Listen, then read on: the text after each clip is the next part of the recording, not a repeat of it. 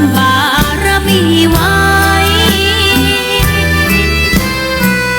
ทำบุญตอนที่ยังมีชีวิตย่อมดีกว่ารอเขาอุทิศบุญให้อย่ามัวหลงเพลินเดินห่างวัดตัวอย่างชัดๆมีมากมายเข้าวัดนอนตายสายเกินแก้กรรมเข้าวัดยามเป็นผลบุญหนุนนำเข้าวัดยามเป็นจะได้เห็นแต่น้ำใจเข้าวัดยามตายจะได้เห็นแต่น้ำตา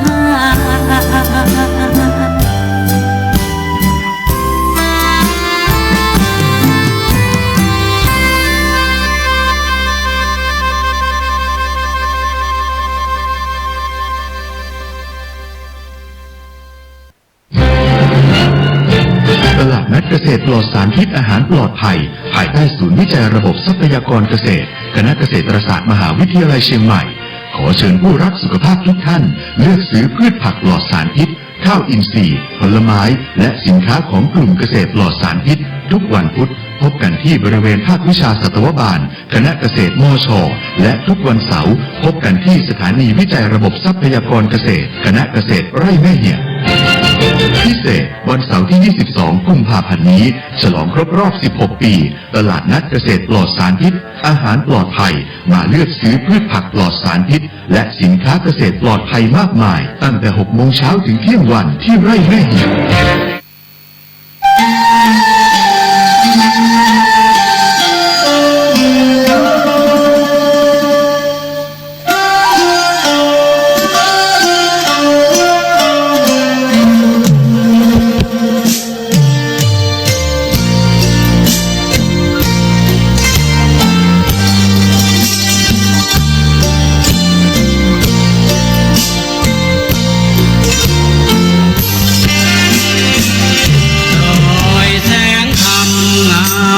เจิดเลิศล้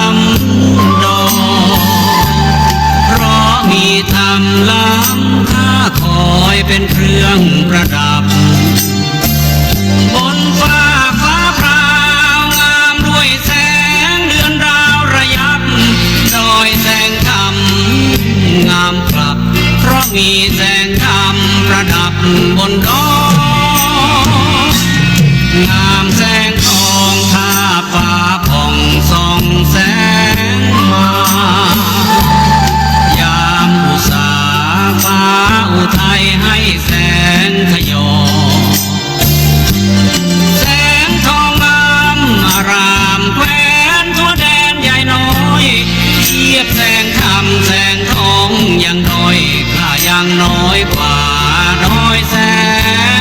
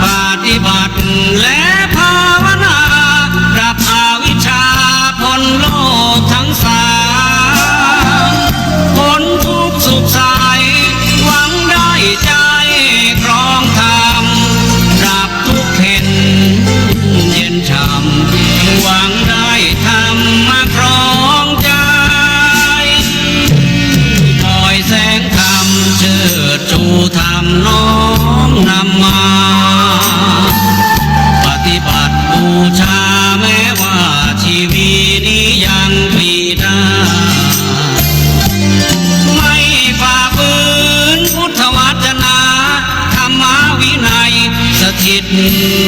มั่นจริงยิ่งใหญ่เพื่อให้เลิศลอยทั่วดอยแสนธรรม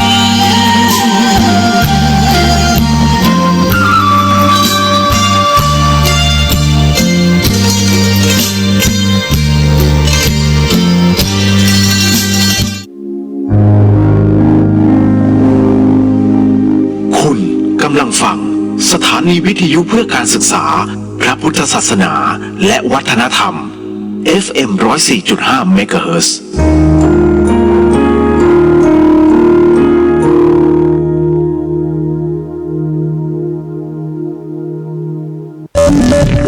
คุณกำลังฟังสถานีวิทยุเพื่อการศึกษาพระพุทธศาสนาและวัฒนธรรม FM 104.5 เมกะเฮิรตซ์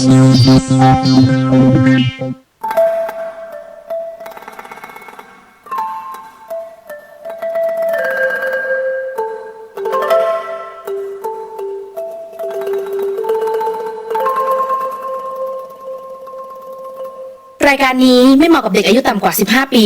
และตุ๊กแต๋วที่แฝงตัวมาหากินในพระศาสนา ผู้ปกครองหรือพระผู้ใหญ่ควรพิจารณาในการรับฟัง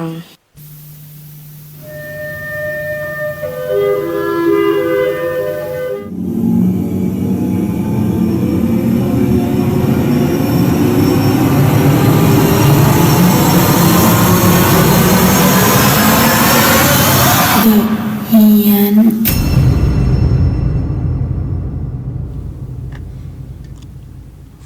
มาแล้วฮะอย่างเป็นทางการสวัสดีฮะอย่างเป็นทางการนะครับพี่ตาย เดี๋ยว ขออภัยคุณผู้ฟังฮะ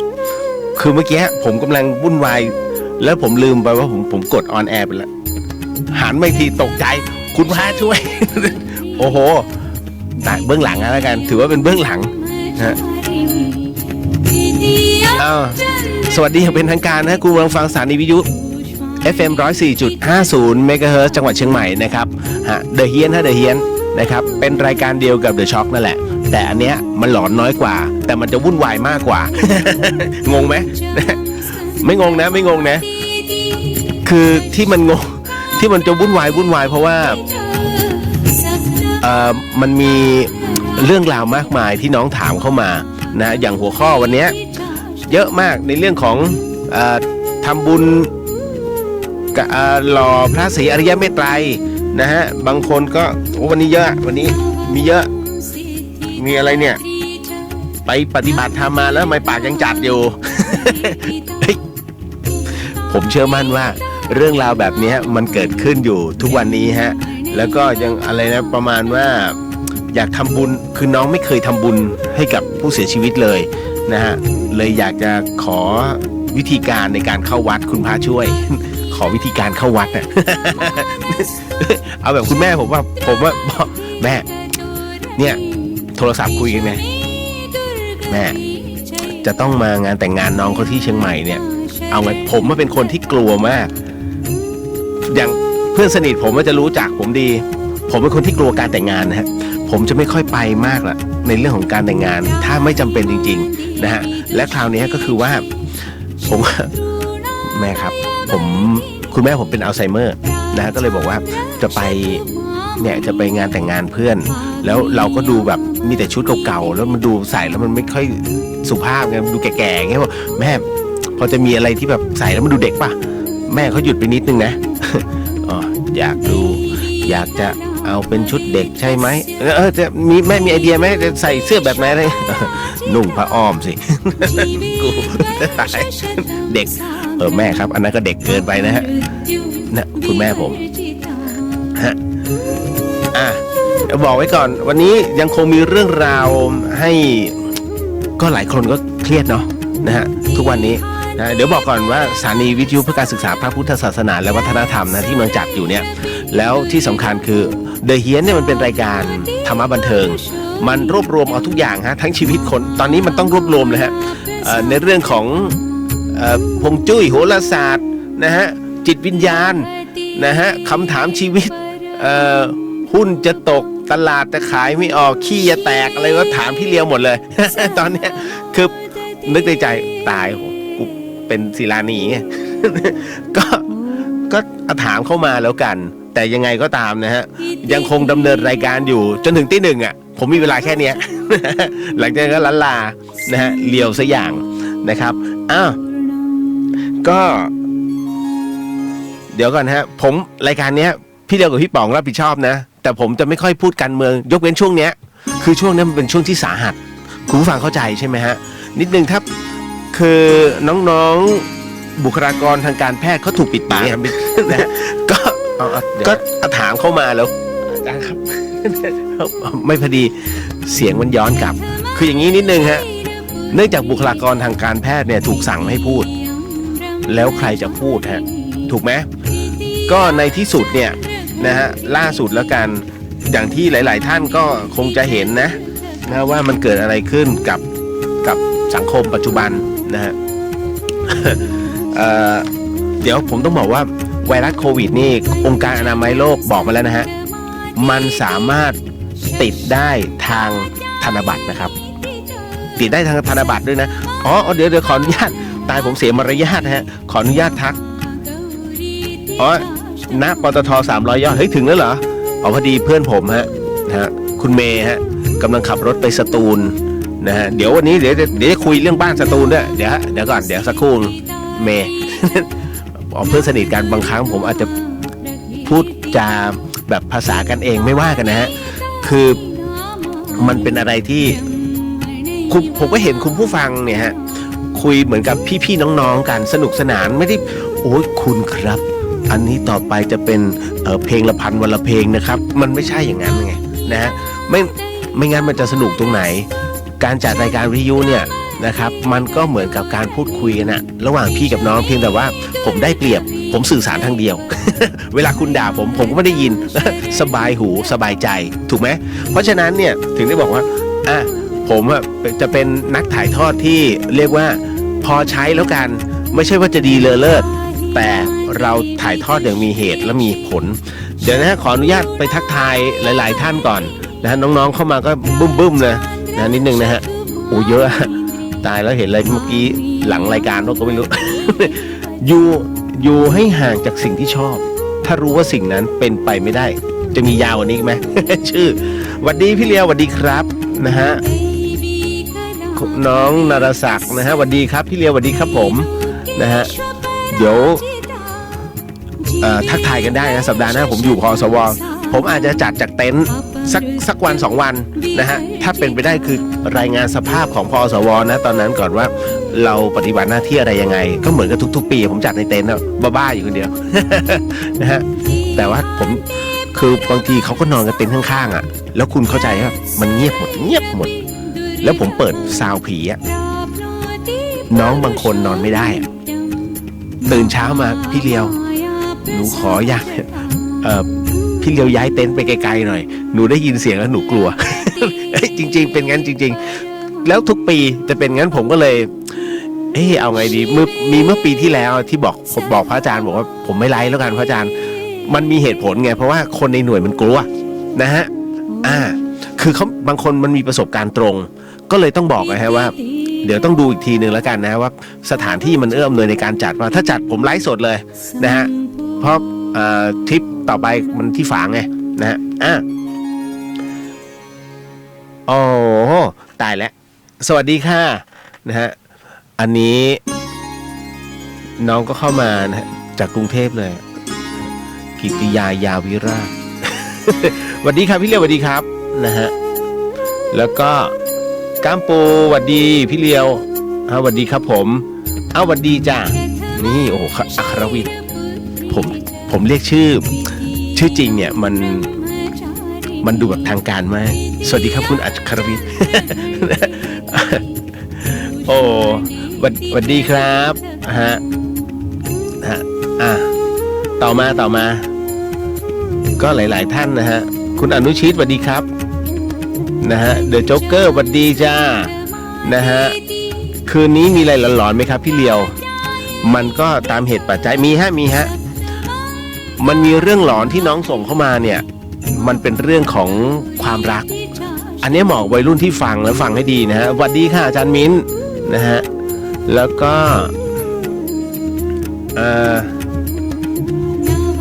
สารใช่ไหมฮะซัมใช่ไหมซัมสวัสดีครับพี่ริวทีมงาน YJ มาตามนัดอ้าวเหรออุ้ยตายอันนี้อย่าบอกนะว่าโต้ นะซีโต๊ดสวัสดีดีเจเลียวสวัสดีครับฮะเดอะโจ๊กเกอร์พี่คนที่ฆ่าตัวตายไป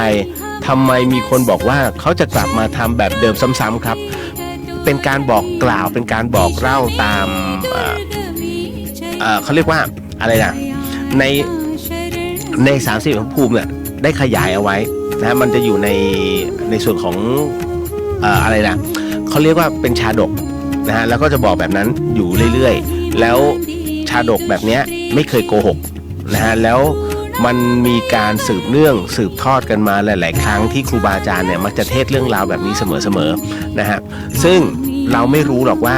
มันจริงแท้แค่ไหนแต่อย่างน้อยเนี่ยมันเป็นการยับยั้งแล้วก็ให้มีฮิริโอตปะนะฮะก็คือการเกรงกลัวนะในสิ่งที่กระทำลงไปนะฮะต้องบอกก่อนนะฮะเปลี่ยนชื่อให้พี่เลียวให้พี่เรียบร้อยอ๋อครับผมขอบคุณมากอันฮัลโหลให้เดี๋ยวเจอกันอันอ๋อทีมงาน JY นะฮะเป็น FC ฟังตลอดครับพี่ขอบคุณมากครับนะฮะน้องๆฮะเชียงใหม่อากาศร้อนยังคะกรุงเทพร้อนมากค่ะร้อนฮะเชียงใหม่ร้อนตับแลบเลยนะจ๊ะอันนี้น้องถามเข้ามามาเราไปกันตลอดนะครับเรื่องราวแบบนี้ คือผมมานั่งนึกคือน้องๆที่เขาปฏิบัติหน้าที่อยู่ที่เป็นคุณหมอนะฮะหลายๆท่านก็รับรู้อยู่นะว่าในเรื่องของมัสขาดตลาดนะฮะไม่รู้หรอกว่าใครกักตุนหรือว่าอะไรยังไงก็ตามแต่ว่าบอกเลยว่าของฟรีไม่มีในโลกแล้วทุกอย่างเนี่ยสังคมมันจะตีกลับไปเองคือการบริหารและการจัดการของประเทศเราเนี่ยต้องบอกว่าหละหลวมมากนะฮะอย่างกรณีผีน้อยที่มาในเครื่องนะฮะลำเดียวกันคนไลฟ์เนี่ยพูดถูกนะฮะเห็นไหมวันนี้ที่เขาไลฟ์สดนะฮะไปที่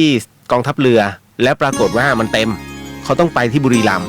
นะฮะในขณะนั้นน่ะก็ไลฟ์สดไปด้วยเขาก็พูดถึงในเรื่องของการตัดพ้อครับว่าทำไมการแต่คนไทยทั้งที่บนลำนั้นมีนักท่องเที่ยวคนอื่นด้วยจีนด้วยโควิดเนี่ยมันจะติดเฉพาะคนไทยเหรอเฮ้ยน้องพูดถูกนะฮะแต่ผู้ใหญ่บ้านเราคิดไม่เป็นฮะคิดไม่ได้คือ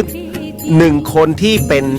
ป็นโควิดเนี่ยหรือว่าไม่สบายเนี่ยหรือว่ามาในกลุ่มสุ่มเสี่ยงทั้งลำเนี่ยมึงกักเลยต้องกักเลยฮะไม่ใช่ว่าแต่คนนี้รอดไปคนนี้ไม่รอดขนาดกสทชเนี่ยฮะกลับจากประเทศสุ่มเสี่ยงล่าสุดนี่ถึงก็โดนด่าเลยนะฮะแล้วก็กสทชต้องปิดทำการแล้วก็ที่จะประชุมพรุ่งนี้เขายกเลิกแล้วก็ทำความสะอาดนี่คือความไม่รับผิดชอบแต่ทำไมเป็นผมไม่เข้าใจว่าเป็นถึงผู้บริหารความรับผิดชอบไม่มีขึ้นมาได้ยังไงน่าคิดนะฮะเหมือนกับรัฐมนตรีบางคนนะฮะไม่ก้าวก่ายไม่ก้าวล่วงเพียงแต่ว่ามันมีความสงสัยว่าเฮ้ยเป็นสงสัยน่าจะเป็นหัวคะแนนที่ดี ไม่งั้นโอ้กระเด็นไปนานแล้วครับเขาบอกมันเป็นการตัดต่อกันเฮ้ยดูไม่ออกเหรอเด็กมันยังดูออกเลยว่าไอ้รูปจริงเนี่ยคืออะไรและไอ้ที่ไปไดคัทมาแล้วไปแปะรูปในกรีนสกรีนมันคืออะไรนะฮะแต่คนนี้เขาดูไม่ออกฮะนะฮะผมก็เลยไม่เข้าใจถ้าแยกแยะชั่วดีไม่ออกเนี่ยจบแล้วนะนี่คือจบนะผมถึงได้บอกว่าพื้นฐานของมนุษย์เนี่ยมันขึ้นอยู่กับคำมุสาคือคำโกหกทำไมจึงเป็นเช่นนั้นคุณสังเกตไหมเวลากลับบ้านดึกเมียถามก่อนเลยมึงไปมีผู้หญิงอื่นเหรอเปล่าทั้งที่ไม่มีจริงๆไงแต่นะตรงนั้นด้วยความที่ตื่นเต้นกลัวเมียซักนะฮะ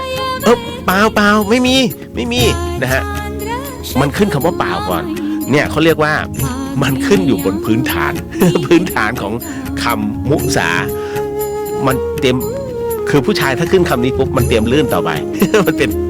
จำไว้ให้ดีนะฮะน้องๆนะฮะนะฮะส่วนน้องผู้ชายฮะถ้าน้องผู้หญิงเขาจะลื่นโกหกเนี่ยคุณอย่าถามครั้งเดียวนะคุณถามอย่างน้อย3 รอบ นะครับให้จำเอาไว้แล้วพักไป3-4 วันแล้วถามอีกรอบหนึ่งแล้วคุณจะได้คำตอบที่แท้จริงฮะนะฮะเพราะว่าเขาจะลืมมันเป็นอย่างนี้เอาแบบช่วงชุลมุนนะเพราะผู้หญิงเป็นอะไรที่เนียนกว่าผู้ชายจำเอาไว้นะจ๊ะวันนี้ผมบอกเคล็ดทำไมเนี่ยไม่เข้าใจชีวิต เดี๋ยวเข้าเรื่องราวข่าวคราวก่อนนะฮะพอมาถึงตรงเนี้ยแหม่มโพธิ์ดำนะฮะหลังจากที่เขาปิดเพจแล้วประมาณว่าตัดพ้อนะครับว่าประมาณอารมณ์ว่ามันไม่คุ้มกับชีวิตตัวเองที่ไปเปิดโปงเรื่องราวแบบนี้แหม่มโพธิ์ดำทนไม่ไหวนะฮะก็เลยโพสต์ขึ้นมาหลังจากที่โทมัสนะฮะซัดกลับไปว่าจะเอาเรื่องนะฮะแหม่มโพธิ์ดำก็เลยกลับมาเปิดเพจอีกครั้งหนึ่งลั่นมีชีวิตเดียวลาตายไว้แล้วตั้งแต่ออกมาเปิดโปงแหม่มโพธิ์ดำเขาเพจนะฮะ Facebook ชื่อดังเนี่ยเขาบอกว่าที่เป็นหนึ่งในสื่อรายแรกๆเนี่ยที่ออกมาเปิดเผยพฤติกรรมความน่าสงสัยของคนที่อยู่ในข่ายใกล้ชิดกับรัฐมนตรี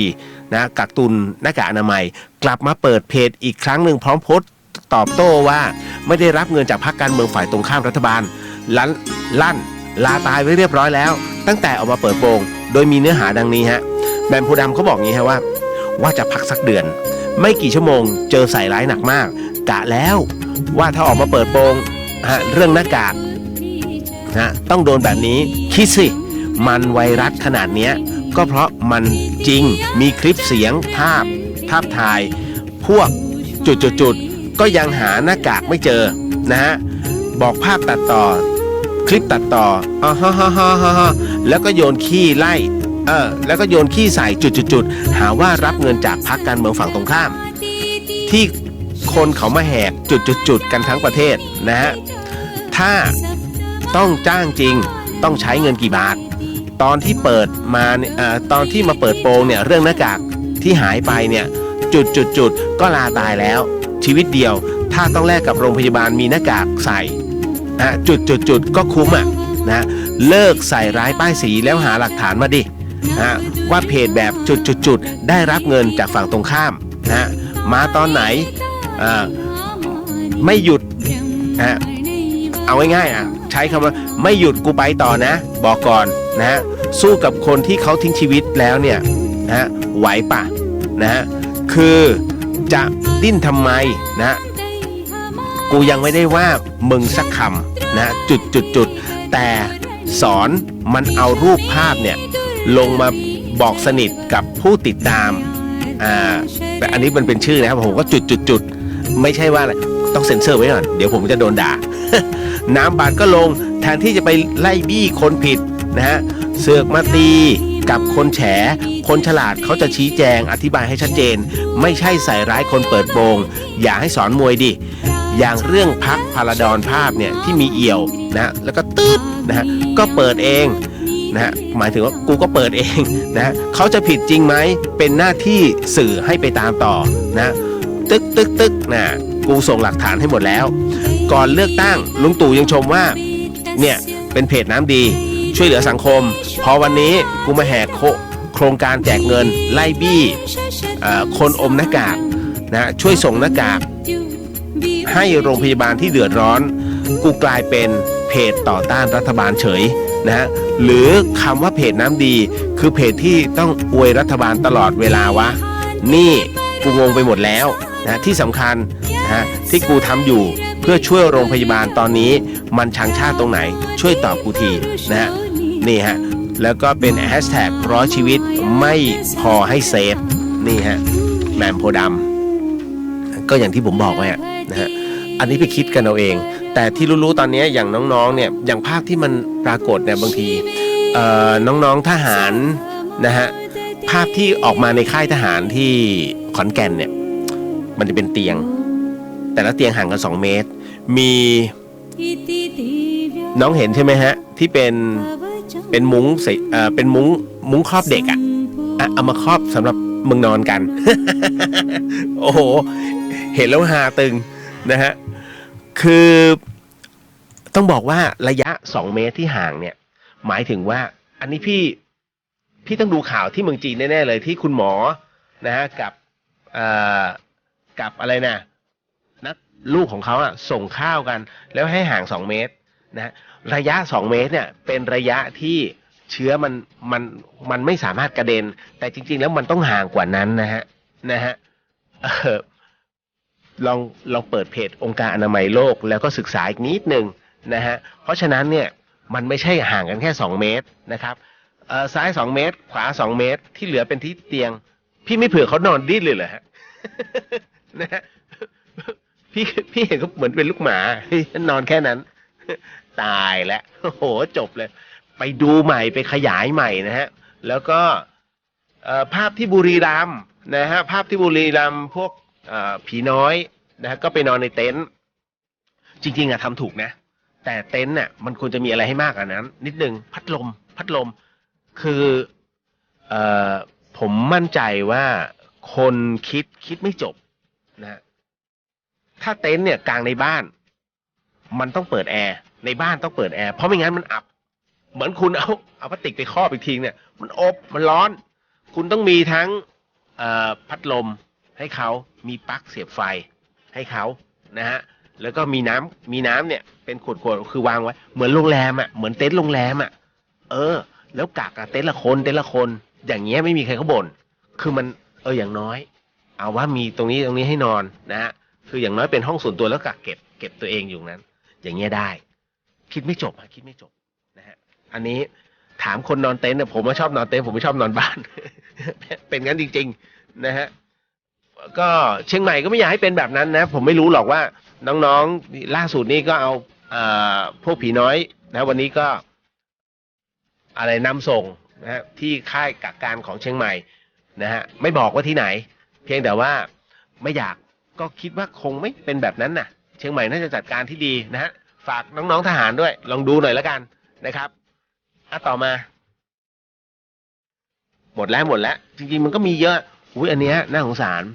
เดี๋ยวครูฟังอันนี้เหตุการณ์นี้เกิดขึ้นที่แม่แตงเชียงใหม่ของเรานะฮะสวัสดีครับพี่กรณ์ฮะครับผมคืออย่างนี้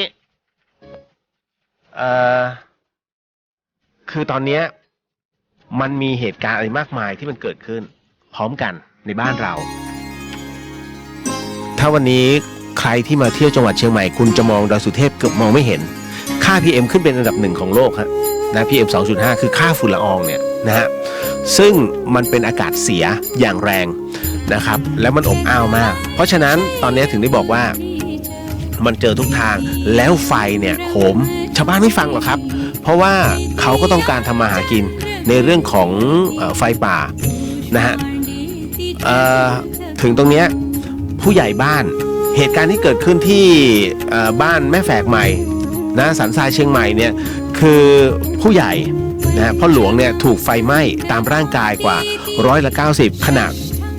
เข้าดับไฟป่านะที่กำลังลามเข้าสู่สวนของชาวบ้านนะคือแกก็เต็มที่ของแกผู้ใหญ่บ้านนะเหตุการณ์นี้เกิดขึ้นเมื่อช่วงเช้าตอน 9 โมงนะครับเจ้าหน้าที่ฝ่ายปกครองของตำบลเจดีย์แม่ครัวเนี่ยฮะ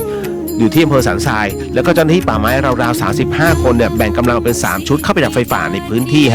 นะครับในจุดเนี้ยนะฮะที่นายนิพนธ์ผู้ใหญ่บ้านเนี่ยประจำจุดอยู่ไฟป่ามันกำลังลามเข้าสวนของชาวบ้านนะที่ปล่อย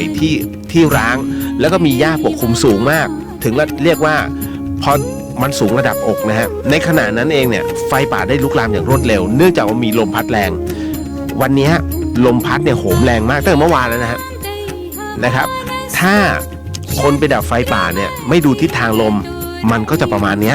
นะฮะคุณต้องดูทิศทางลมด้วยแล้วการลมหวนลมโหมเข้ามามันเยอะมากเพราะฉะนั้นเนี่ยจะไม่เข้าไปใกล้ส่วนใหญ่จะไม่เข้าไปใกล้นะเขาจะเหมือนกับว่า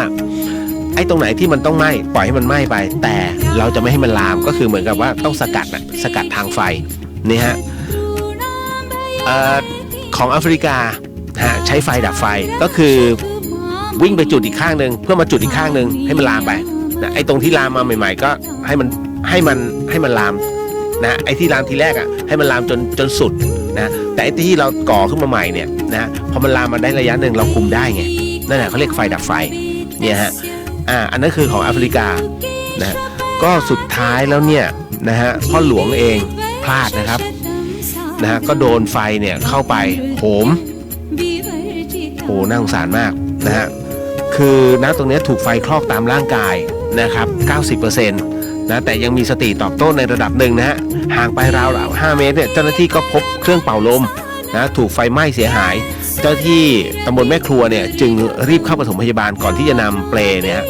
นำลำเลียงนะฮะพระหลวงนิพนธ์เนี่ยออกไปส่งโรงพยาบาลสันทรายนะเพื่อรักษาต่อไปก็ตอนนี้อยู่ที่โรงพยาบาลมหาราชแล้วนะฮะท่านผู้ว่าราชการจังหวัดก็เดินทางเข้าไปเยี่ยมแล้วก็ให้กำลังใจนะฮะพร้อมกับช่วยเหลือนะฮะเบื้องต้นก่อนนะครับก็คือเขาบอกจำนวนมาแต่ผมไม่พูดนะฮะแต่พ่อหลวงเองก็ยังอยู่ในห้อง ICU นะฮะเห็นแล้วนะ จริงๆจะบอกว่าคนที่ไปดับไฟป่าคุณต้องมีเจลเลยอะเจลแบบอีว่านหายจะต้องพอกก่อนเลยเคยเห็นไหมฮะเคยเห็นตลกเล่นเขาเล่นบนไฟไหม้มือไหมนั่นนะไอ้ที่แบบจุดแล้วไฟมันบุบแล้วเขาไม่ร้อนเขาทาเจลไว้ก่อนเจลแบบเจลทาผมเนี่ยแต่ว่าแอลกอฮอล์จะต่ำหรือไม่มีเลยฮะเขาทาไว้ก่อนนะเพื่อเคลือบผิวนะมันจะกันได้ในระดับหนึ่งแต่ว่ามันไม่ใช่กันได้ทั้งหมดนะฮะเพียงแต่แค่ระยะสัก10 วินาทีเนี่ยคุณอาจจะยังไม่รู้สึกแต่คุณตั้งตัวทันนะว่าไฟมันมาแล้วอย่างน้อยเนี่ยเคลือบผิวไว้แล้วนี่แหละฮะนะฮะอันนี้ก็เทคนิคเล็กๆน้อยๆแล้วกันยังคงมีเรื่องราวอยู่พอสมควรเดี๋ยวผมขอทักก่อนทักน้องๆอันนี้มันมีอีกอันนึงมันมีเรื่องผวาเกิดขึ้นนะเดี๋ยวค่อยอ่านแล้วกันเกิดขึ้นที่ชลบุรีเพราะว่าชาวบ้านเขาผวาอาถรรพ์คนงานขึ้นไปตัดกิ่งไม้ในโกดังร้างเนี่ยเกิดพลาดตกลงมาคอหักเสียชีวิตฮะชาวบ้านเชื่อว่าเป็นเพราะไปลบหลู่นะสิ่งศักดิ์สิทธิ์ที่สถิตในต้นไม้หลายคนไม่เชื่อใช่ไหมว่ามีสิ่งศักดิ์สิทธิ์นะฮะสถิตในต้นไม้เดี๋ยวจะเล่าให้ฟังพี่เมย์เดี๋ยวจะพูดถึงบ้านหลังนั้นก่อนนะเดี๋ยวแป๊บนึงนะฮะซัมบอกว่าข่าวมาอู่ฮั่นปิดโรงพยาบาลในเมืองใหญ่และรอบค่าย11 โรงพยาบาลเพราะว่าเฉพาะกิจแล้วครับใช่นะฮะคือเขาสามารถที่จะควบคุมได้แล้วเดอะโจ๊กเกอร์ต้องชมคนที่กลับมาแล้วกักตัวครับนะคนที่กลับมาแล้วโพสต์คน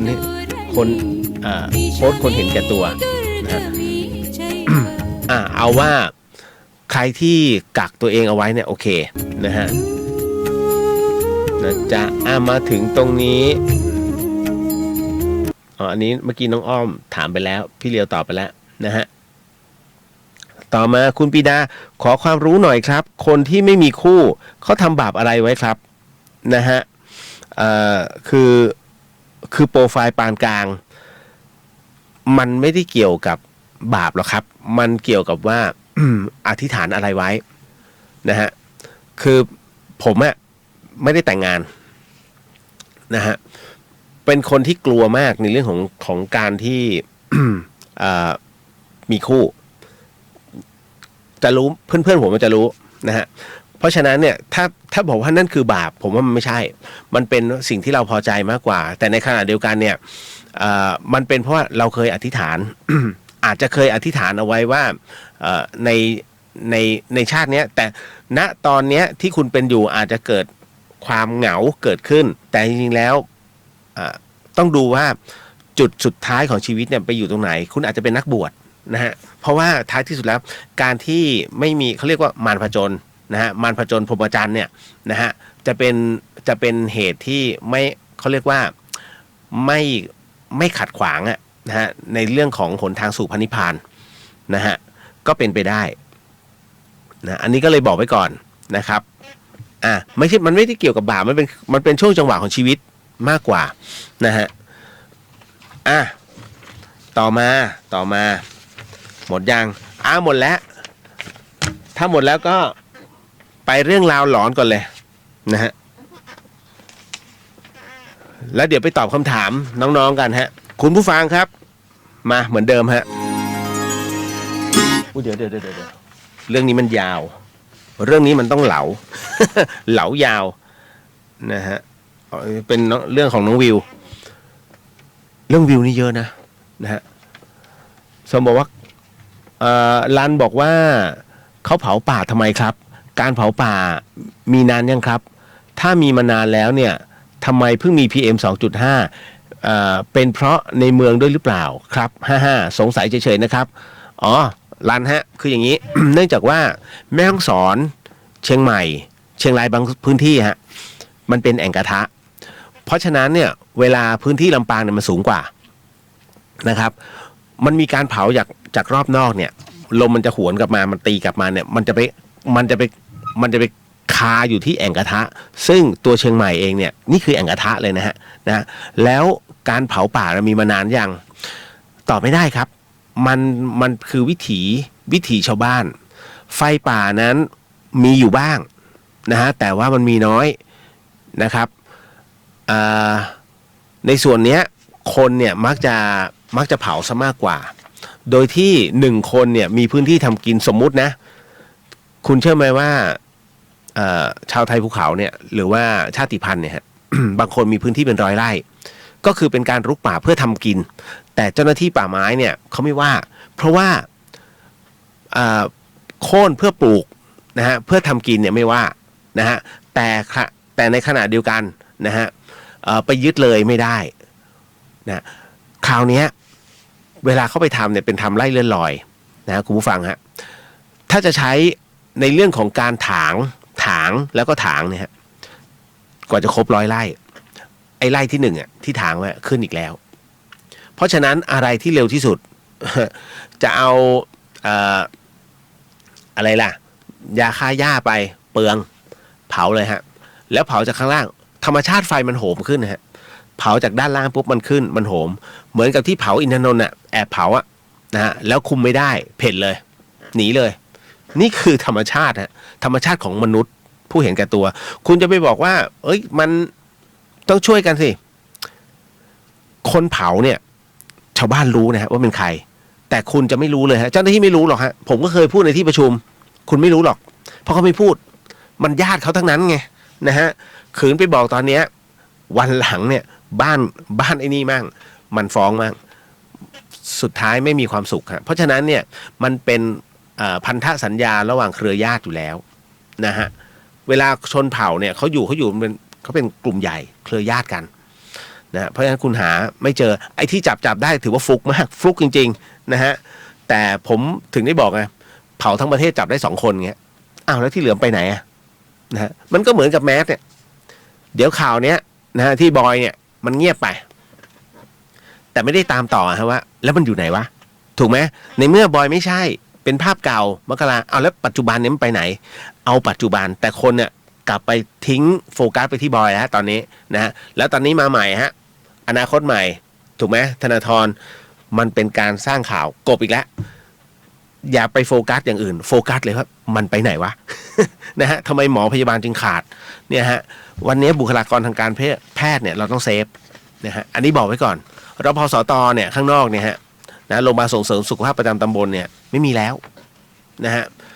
คือโรงพยาบาลใหญ่อ่ะคนจะคิดถึงโรงพยาบาลใหญ่ก่อนนะฮะแล้วก็มาเป็นโรงพยาบาลประจำอำเภอแต่ไอ้ที่ด่านแรกคุณไม่เคยคิดถึงเลยฮะเพราะฉะนั้นค่าศึกตีด่านแรกแตกหมายถึงว่าโรงพยาบาลส่งเสริมสุขภาพเนี่ยฮะเอาไม่อยู่แล้วจบเลยนะถ้าด่านแรกเนี่ยป้องกันไม่ได้ฮะนะฮะมันจบแล้วมันจะเยอะมากขึ้นแล้วก็มาตีด่าน2คือโรงพยาบาลประจำอำเภอถูกไหมฮะแล้วหลังจากนั้นมาตีด่านสุดท้ายคือโรงพยาบาลประจำจังหวัดแล้วมันจะไหวเหรอคุณต้องเอาด่านแรกก่อนฮะด่านแรกเหมือนค่ายบางระจันน่ะโรงพยาบาลส่งเสริมสุขภาพนี่คือค่ายบางระจันเลยนะฮะมันต้องเผชิญหน้ากับค่าศึกก่อนเลยค่าศึกก็คืออีเนี่ยพวกโควิดทั้งหลายเนี่ยที่ไปสุ่มเสี่ยงเนี่ยฮะคุณต้องให้เขาก่อนที่จะมาถึงโรงพยาบาลใหญ่แต่อันเนี้ยหูที่ใหญ่ไว้เอาไว้ก่อนนี่ฮะนี่ขบวนการคิดของคนไทยลืมด่านหน้าผมเนี่ยต้องคอยไฟท์เลยผมถึงได้ลง Facebook ไงว่าตอนนี้ถ้าใครมีไม่ว่าจะเป็นหน้ากากผ้าหรือว่าหน้ากากนะฮะเป็นแมสเลยเนี่ยที่มันเคลือบป้องกันสารคัดหลั่งเนี่ยถ้ามีส่งมาผมจะจัดส่งให้กับชายขอบทั้งหลายที่มันเผชิญหน้าคุณอรุโนไทยก็สุ่มเสี่ยงนะฮะแม่แตงตอนนี้ก็สุ่มเสี่ยงนะเชียงดาวบางส่วนที่เขาจับ ส่งผีน้อยได้เนี่ยก็สุ่มเสี่ยงนะฮะเพราะฉะนั้นเนี่ยคุณจะไปปล่อยให้เขาโดนเหรอถูกไหมนะฮะพูดเดี๋ยวหาว่าบ่นพอแล้วเดี๋ยวหาว่าผมรู้เยอะ เฮ้ยมันเป็นธรรมชาตินะจริงๆคนเราบางทีมีสมองไว้กับหัวแต่คิดเยอะไม่เป็นนะฮะคิดโกงเนี่ยคิดง่ายไอ้คิดจะช่วยคนคิดแล้วคิดอีกโดนเขากันนู่นกันนี่รู้ป่ะฮะถ้าส่งแมสมาทางจะตอบไงดีจะพูดไงดีเพื่อไม่ให้กระทบเดี๋ยวโดนด่า เวลาคุณสมมตินะจะส่งแมสมาทางที่ใดที่หนึ่งซึ่งมาถึงพวกเราเนี่ยคุณดูดีๆนะที่กล่องล่าสุดเนี่ยโดนงัดนะฮะโดนเปิดเอาแมสไปนะฮะส่งกล่องเปล่าถึงบ้านไม่ตอบว่าของอะไรใครทั้งนั้น นะฮะโอ้มันเหมือนเฟียนทองฮะเบนฮะพี่เลียวครับรบกวนเล่าเรื่องในนรกที่พี่เคยพบเห็นให้ฟังทีครับขอบคุณมากครับโอ้ย ผมคือถ้าในนรกเนี่ยมันเคยผ่านมานานมากอันนั้นน่ะเดี๋ยวบางคนพูดถึงไอเนี่ยโมแล้วเดี๋ยวผมไม่ได้โมนะผมอะเคย ผมจะเล่าเฉพาะตอนที่ผมตายแล้วก็ฟื้นขึ้นมาถูกไหมฮะแต่ผมยังไม่เคยเล่าเรื่องผมเคยเล่าเรื่องเนี้ยรอบหนึ่งตอนที่อบรมสามเณรภาคฤดูร้อนที่วัดฝายหินตอนนั้นเยอะมากแล้วผมพูดถึงในเรื่องราวที่ไปแอบไปได้เห็นนรกบางส่วนผมไม่เคยพูดกับใครนะเพื่อนสนิทผมไม่เคยเล่านะฮะเพราะฉะนั้นไอ้เรื่องเนี้ยผมจำได้ผมเล่าอยู่แค่ครั้งเดียวที่วัดฝายหินและไม่เคยพูดอีกเลยนะฮะไม่ขอเล่าเนาะ นะฮะเดี๋ยวเขาจะหาว่าเราเวอร์เอาไว้ใครที่ผมถึงได้บอกผมจะเตือนเสมอครับว่าเฮ้ยทำไปเถอะไอ้ความชั่วก่อกรรมอ่ะเดี๋ยวสักวันหนึ่งมึงเจอของจริงเนี่ยมึงจะขยาดนะฮะเพราะว่าบางเรื่องมันพูดไม่ได้จริงครับการพูดออกอากาศไปเนี่ยผมถามเนี่ยผมอะรู้อยู่คนเดียวแต่คนอื่นเขาไม่รู้เขาก็พูดเลยไอเนี่ยโมซึ่งผมเนี่ยเคยด่าพวกที่เป็นแบบผมเนี่ยที่กำลังเล่าเหมือนผมเนี่ยมาก่อนเพราะผมไม่เคยเชื่อเรื่องราวแบบนี้ผมอยู่เบื้องหลังเนี่ยถามได้เพื่อนผมเนี่ยไอเมย์เนี่ยไหนวะเฮ้ยมาทักหน่อยสิเนี่ยฮะเมย์อมรเนี่ยเพื่อนผม ที่อยู่ในเนี้ยทั้งสองอันเลยนะฮะมันก็จะรู้นะฮะว่าผมอะเป็นคนที่ไม่เคยเชื่อผมอยู่เบื้องหลังวงการบันเทิงคุณนะฮะเป็นกรุ๊ปเฮดเลยนะฮะMV ผมเป็นคนที่สร้างศิลปินให้มันดังขึ้นมามีหน้าที่แค่ตรงนั้นนะครับเพราะฉะนั้นเนี่ยจึงต้องบอกเดี๋ยวขออภัยเหมือนกับว่าผมไม่ได้เปิดขออนุญาตจริงด้วยผมไม่ได้เปิด Wi-Fi นะฮะนิดนึงนี่ฮะก็เลย ก็เลยไม่เคยเชื่อเรื่องราวนี้จนกระทั่งมาปฏิบัตินะครับนอกจากปฏิบัติแล้วเนี่ยนะฮะเรายังได้เจอได้พบได้เจอและสิ่งที่ผมได้เปรียบชาวบ้านคือตอนที่ผมตายนั่นแหละผมถือว่าโอ้โหนึกในใจกูโชคดีมากเลยที่ได้กลับมาอีกครั้งหนึ่งแล้วก็อย่างน้อย พระอาจารย์เนี่ยครูบาอาจารย์เนี่ยที่เทศเรื่องความตายเนี่ยบางรูปท่านอาจยังไม่เคยสัมผัสความจริงแต่ผมสัมผัสแล้ว ผมกล้าที่จะพูดว่าตอนที่ผมตายเนี่ยเป็นไง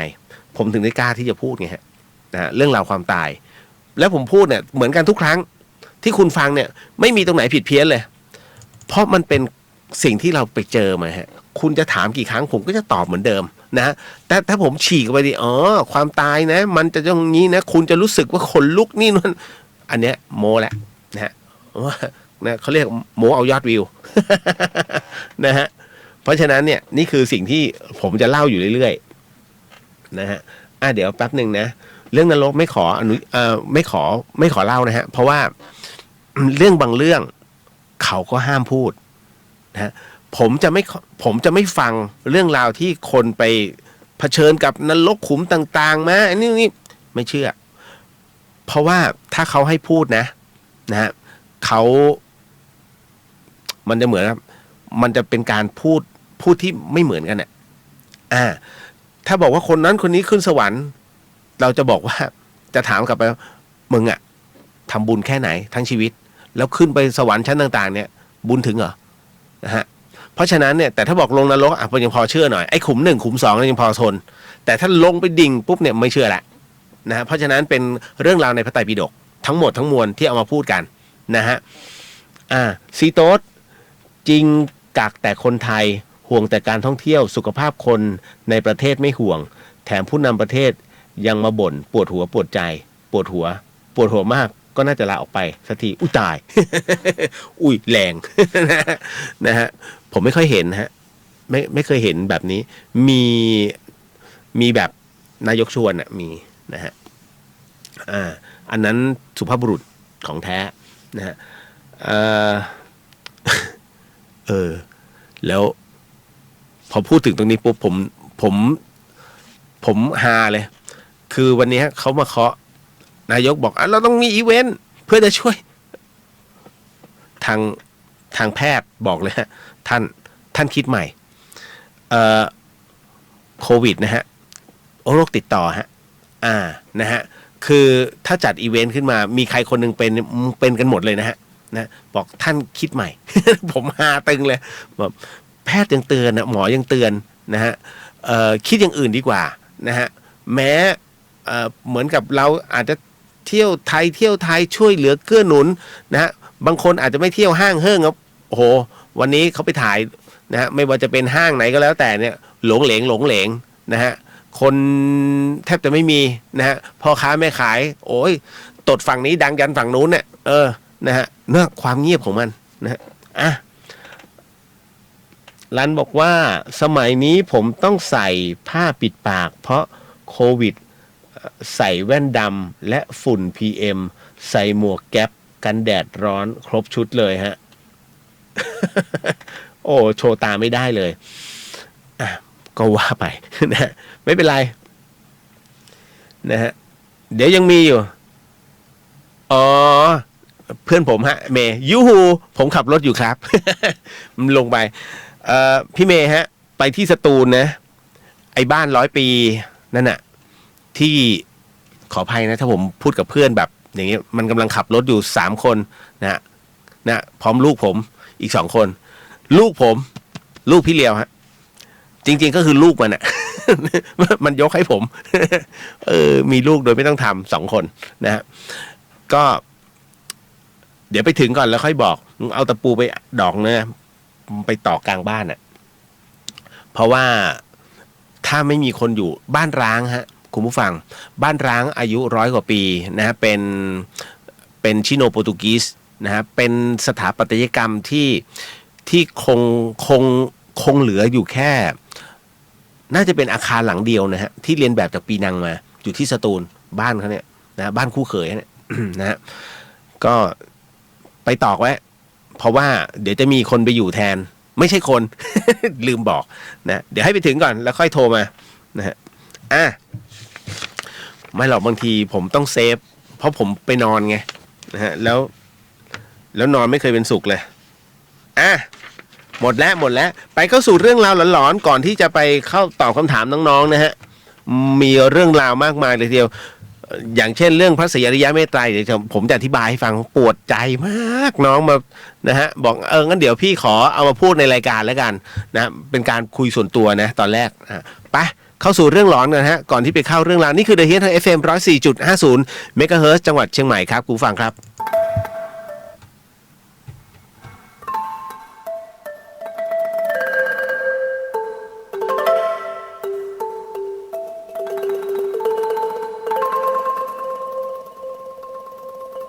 รายการนี้ไม่เหมาะกับเด็กอายุต่ำกว่า15 ปีและตุ๊กแต๋วที่แฝงตัวมาหากินในพระศาสนาผู้ปกครองหรือพระผู้ใหญ่ควรพิจารณาในการรับฟัง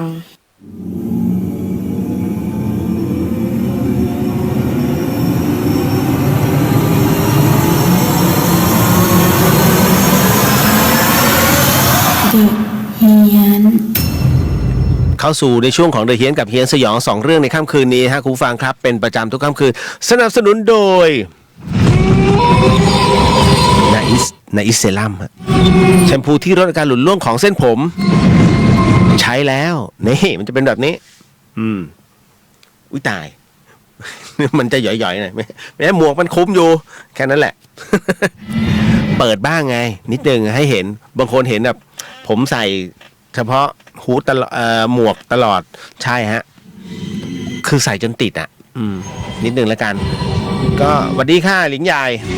เอาละมาเข้าสู่เรื่องราวหลอนๆประจำค่ำคืนนี้ฮะคุณผู้ฟังครับสิ่งที่ผมกำลังจะเล่าให้ฟังต่อไปนี้นั้นคุณอย่าเชื่อนะฟังหูไว้หูแล้วก็ใช้วิจารณญาณทุกครั้งในการรับฟังเรื่องราวประเภทนี้ฮะข้อสำคัญอยากให้คุณผู้ฟังได้ฟังเป็นนิยายเพราะว่าสิ่งที่ผมกำลังจะเล่าต่อไปเนี้ยส่งมาโดยน้องวิวฮะนะฮะจะบอกว่าชาติไทยอ่ะมีชื่อซ้ำๆเยอะมากแอนนะฮะหนูนาวิวน้ำเยอะไปหมด นะผมก็ไม่รู้จะเอาวิวอะไรดีวะนะไม่เคยเจอน้องเขาด้วยเขาส่งมาเป็นเรื่องราวที่บอกว่าน้องเขาใช้คำว่าอยากมีรักต้องระวังฮะและเรื่องราวที่น้องวิวส่งให้ผมเป็นผู้ถ่ายทอดให้กับคุณผู้ฟังนั้นเธอเล่าว่า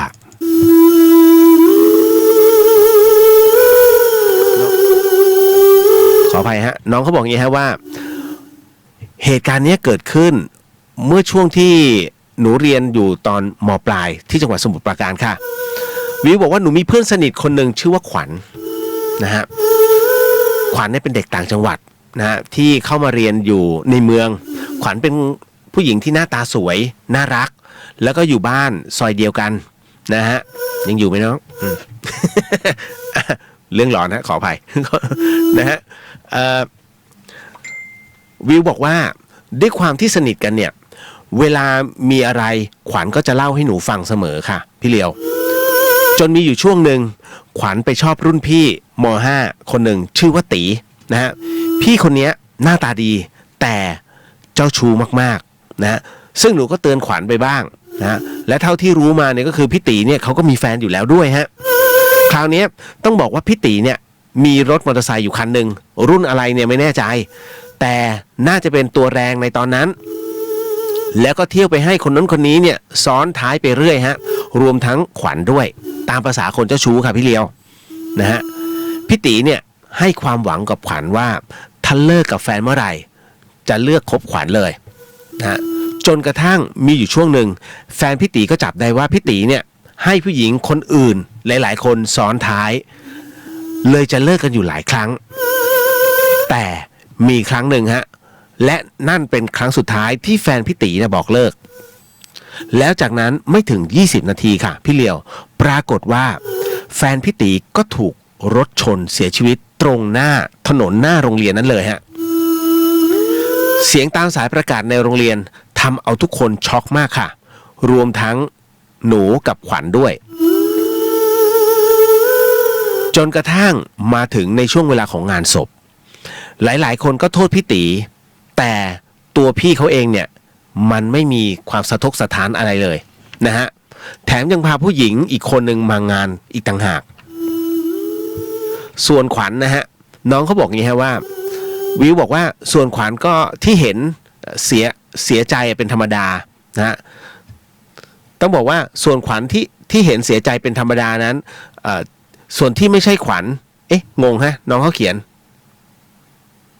เดี๋ยวนะฮะส่วนขวัญที่เห็นเสียใจนะฮะเป็นธรรมดาที่ไม่ใช่ขวัญอันนี้งงฮะข้ามไปแต่เรื่องมันอยู่ที่มอเตอร์ไซค์ครับพี่เลียวนะฮะน้องเขาบอกว่าพอสวดศพเสร็จปุ๊บคืนแรกเลยผู้หญิงคนใหม่ที่ซ้อนรถกลับเนี่ยแต่ไปได้แค่หน้าวัดเท่านั้นรถก็ล้มค่ะหนูได้ยินมาว่ามีแมววิ่งตัดหน้าแต่ก็ไม่ได้คิดอะไรและวันที่3นะฮะพี่ตีเนี่ยแกก็พาผู้หญิงคนอื่นซ้อนรถคันนี้กลับเหมือนเดิมนะฮะแต่ก็ต้องไปล้มที่จุดเดิมอีกค่ะจนหลายๆคนพูดกันว่าน่าจะเป็นเพราะแฟนเก่านะฮะน่าจะเป็นเพราะแฟนเก่าของพี่ตีเนี่ยที่เสียไปหรือเปล่าจนกระทั่งวันหนึ่งก็มาถึงขวัญค่ะหลังจากเรียนพิเศษเสร็จปุ๊บเนี่ยเกือบ6 โมงเย็นฮะอยู่ๆพี่ตีก็ชวนขวัญ นั้นซ้อนรถกลับบ้านค่ะพี่เลียวนะฮะวิวบอกว่าหนูก็เตือนขวัญนะแค่ว่าระวังนะขวัญมันอันตรายบ้านเราไกล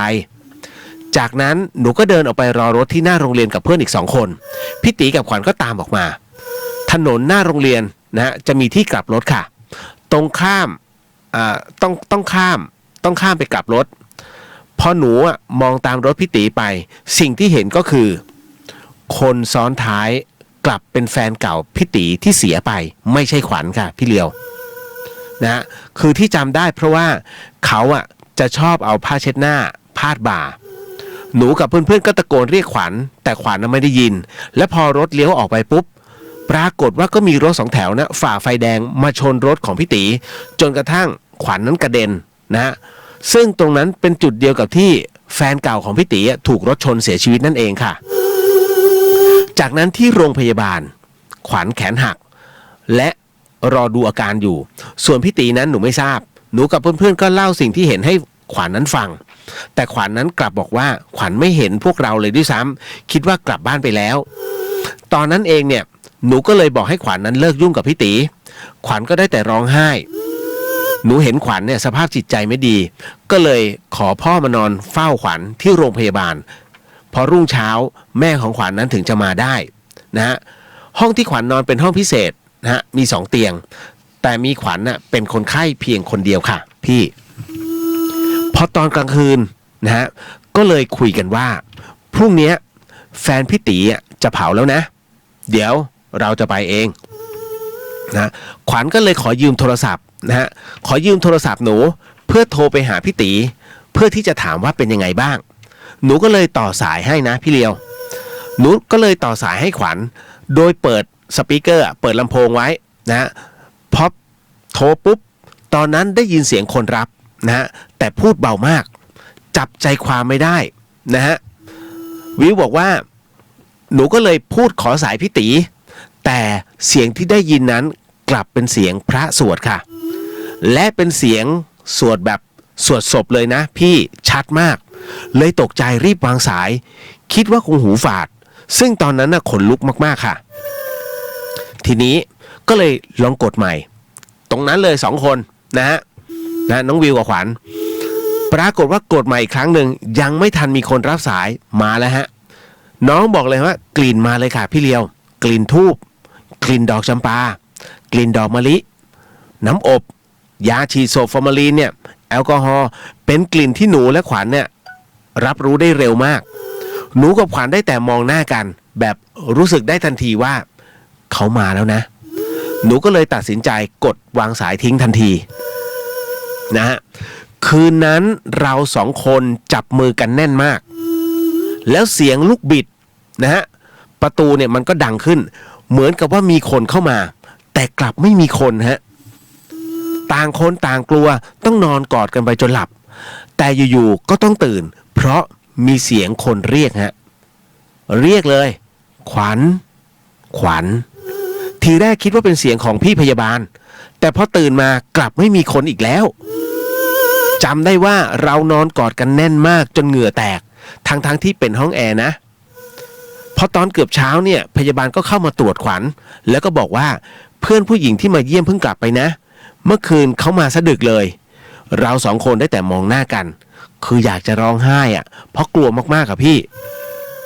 ช่วงสายปรากฏว่าแม่ขวัญก็มาขวัญก็เลยขอย้ายออกไปนอนห้องรวมนะส่วนหนูก็กลับบ้านแล้วตอนเย็นก็ไปงานศพต่อด้วยความที่กล้ากลัวพอไปถึงงานเนี่ยหนูก็เลยรีบไปไหว้ศพแล้วก็บอกว่าหนูกับขวัญขอสัญญาว่าจะไม่ยุ่งเกี่ยวกับผู้ชายของพี่อีกไม่ว่าจะในฐานะใดๆก็ตามแล้วอยู่ๆปรากฏว่าเทียนที่อยู่ตรงหน้าศพน่ะดับไปเองโดยที่ไม่มีลมเลยค่ะตอนนั้นหนูคิดว่าเขาก็น่าจะคงรับรู้ได้นะหลังจากนั้นนะวันนั้นน่ะเวลาเจอพี่ตีแม้แต่แค่เดินผ่านเรา2 คนก็ไม่กล้าแม้แต่จะมองหน้าหนูกับขวัญเนี่ยได้มารู้จากเพื่อนสนิทที่พี่ตีที่หลังว่ารถมอเตอร์ไซค์คันนั้นน่ะแฟนเก่าพี่ตีเป็นคนเก็บเงินซื้อให้เองทั้งหมดและด้วยความไม่สบายใจขวัญก็เลยขอย้ายไปเรียนปวสที่อื่นในเทอมถัดไปนั่นเองค่ะนั่นคือเรื่องราวทั้งหมดนะคุณผู้ฟังโอ้โหสุดๆนะฮะเรื่องนี้นะฮะเอาการนะฮะผมยังขนลุกเลยอ้าวระวังไว้ฮะศึกษากันให้ดีก่อนนะจ๊ะนะฮะ เวลาจะรักใครชอบใครนะครับเอาละมาเข้าสู่เรื่องราวคำถามนะฮะหญิงใหญ่บอกว่าฟัง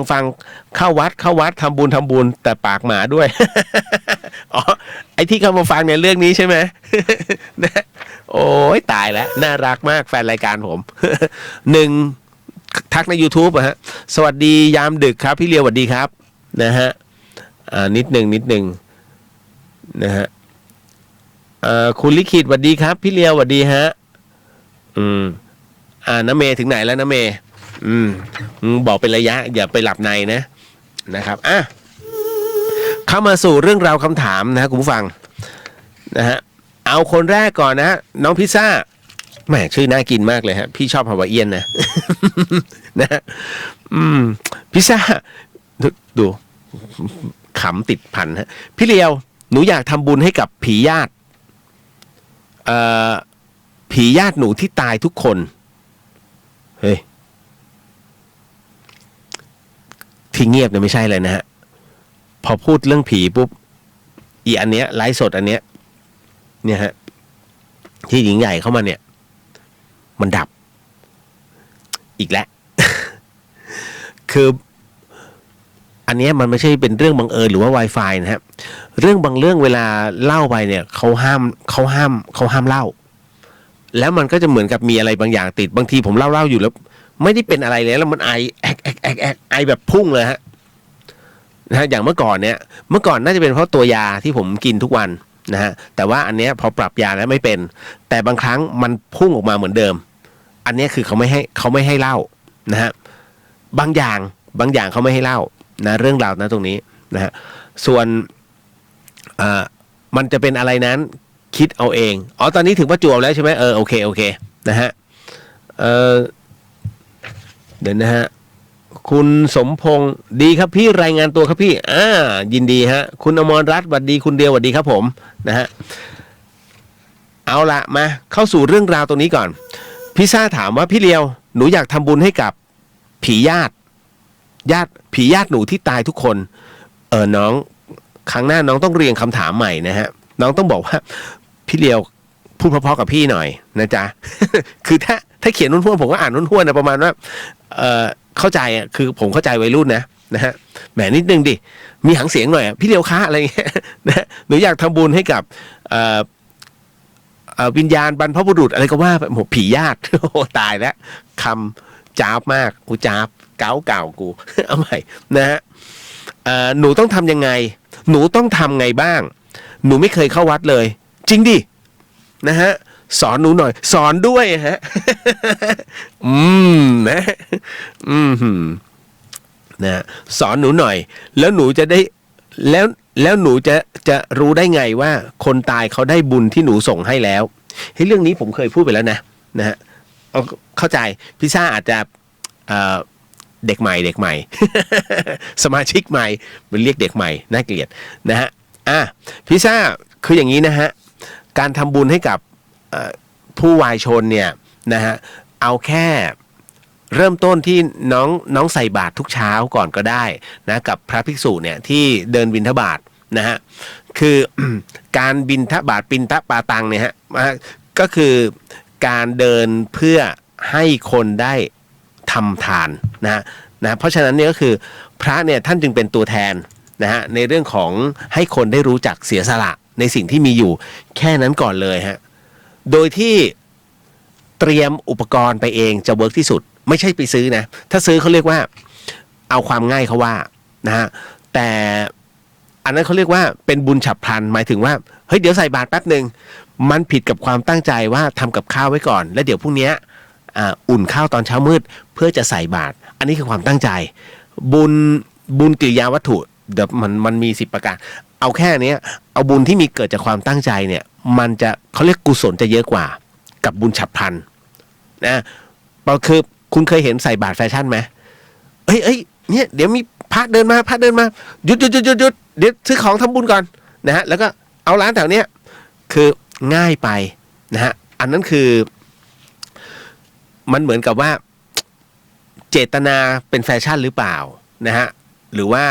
นิดนึงให้ใครเขารู้นิดนึงว่ากูทำบุญนะอันนี้ต้องเข้าใจนะฮะใช้ความตั้งใจและเจตนาเป็นตัวนำก่อนนะฮะน้องมีเจตนาในเรื่องของการทำบุญจบเลยนะฮะแค่มีความตั้งใจที่จะทำบุญได้กุศลไปแล้วฮะได้บุญไปแล้วนะล็อตหนึ่งแต่บุญนั้นเป็นแค่ตัวมโนฮะบุญนั้นเป็นแค่การคิดคำหนึ่งนะเป็นกุศลจิตคราวนี้พอเกิดการกระทำขึ้นมาน้องเตรียมอาหารกับข้าวกับปลาแค่ใส่บาตรตอนเช้าปุ๊บจากน้ำมือของเราหุงข้าวนะฮะแล้วก็คดข้าวใส่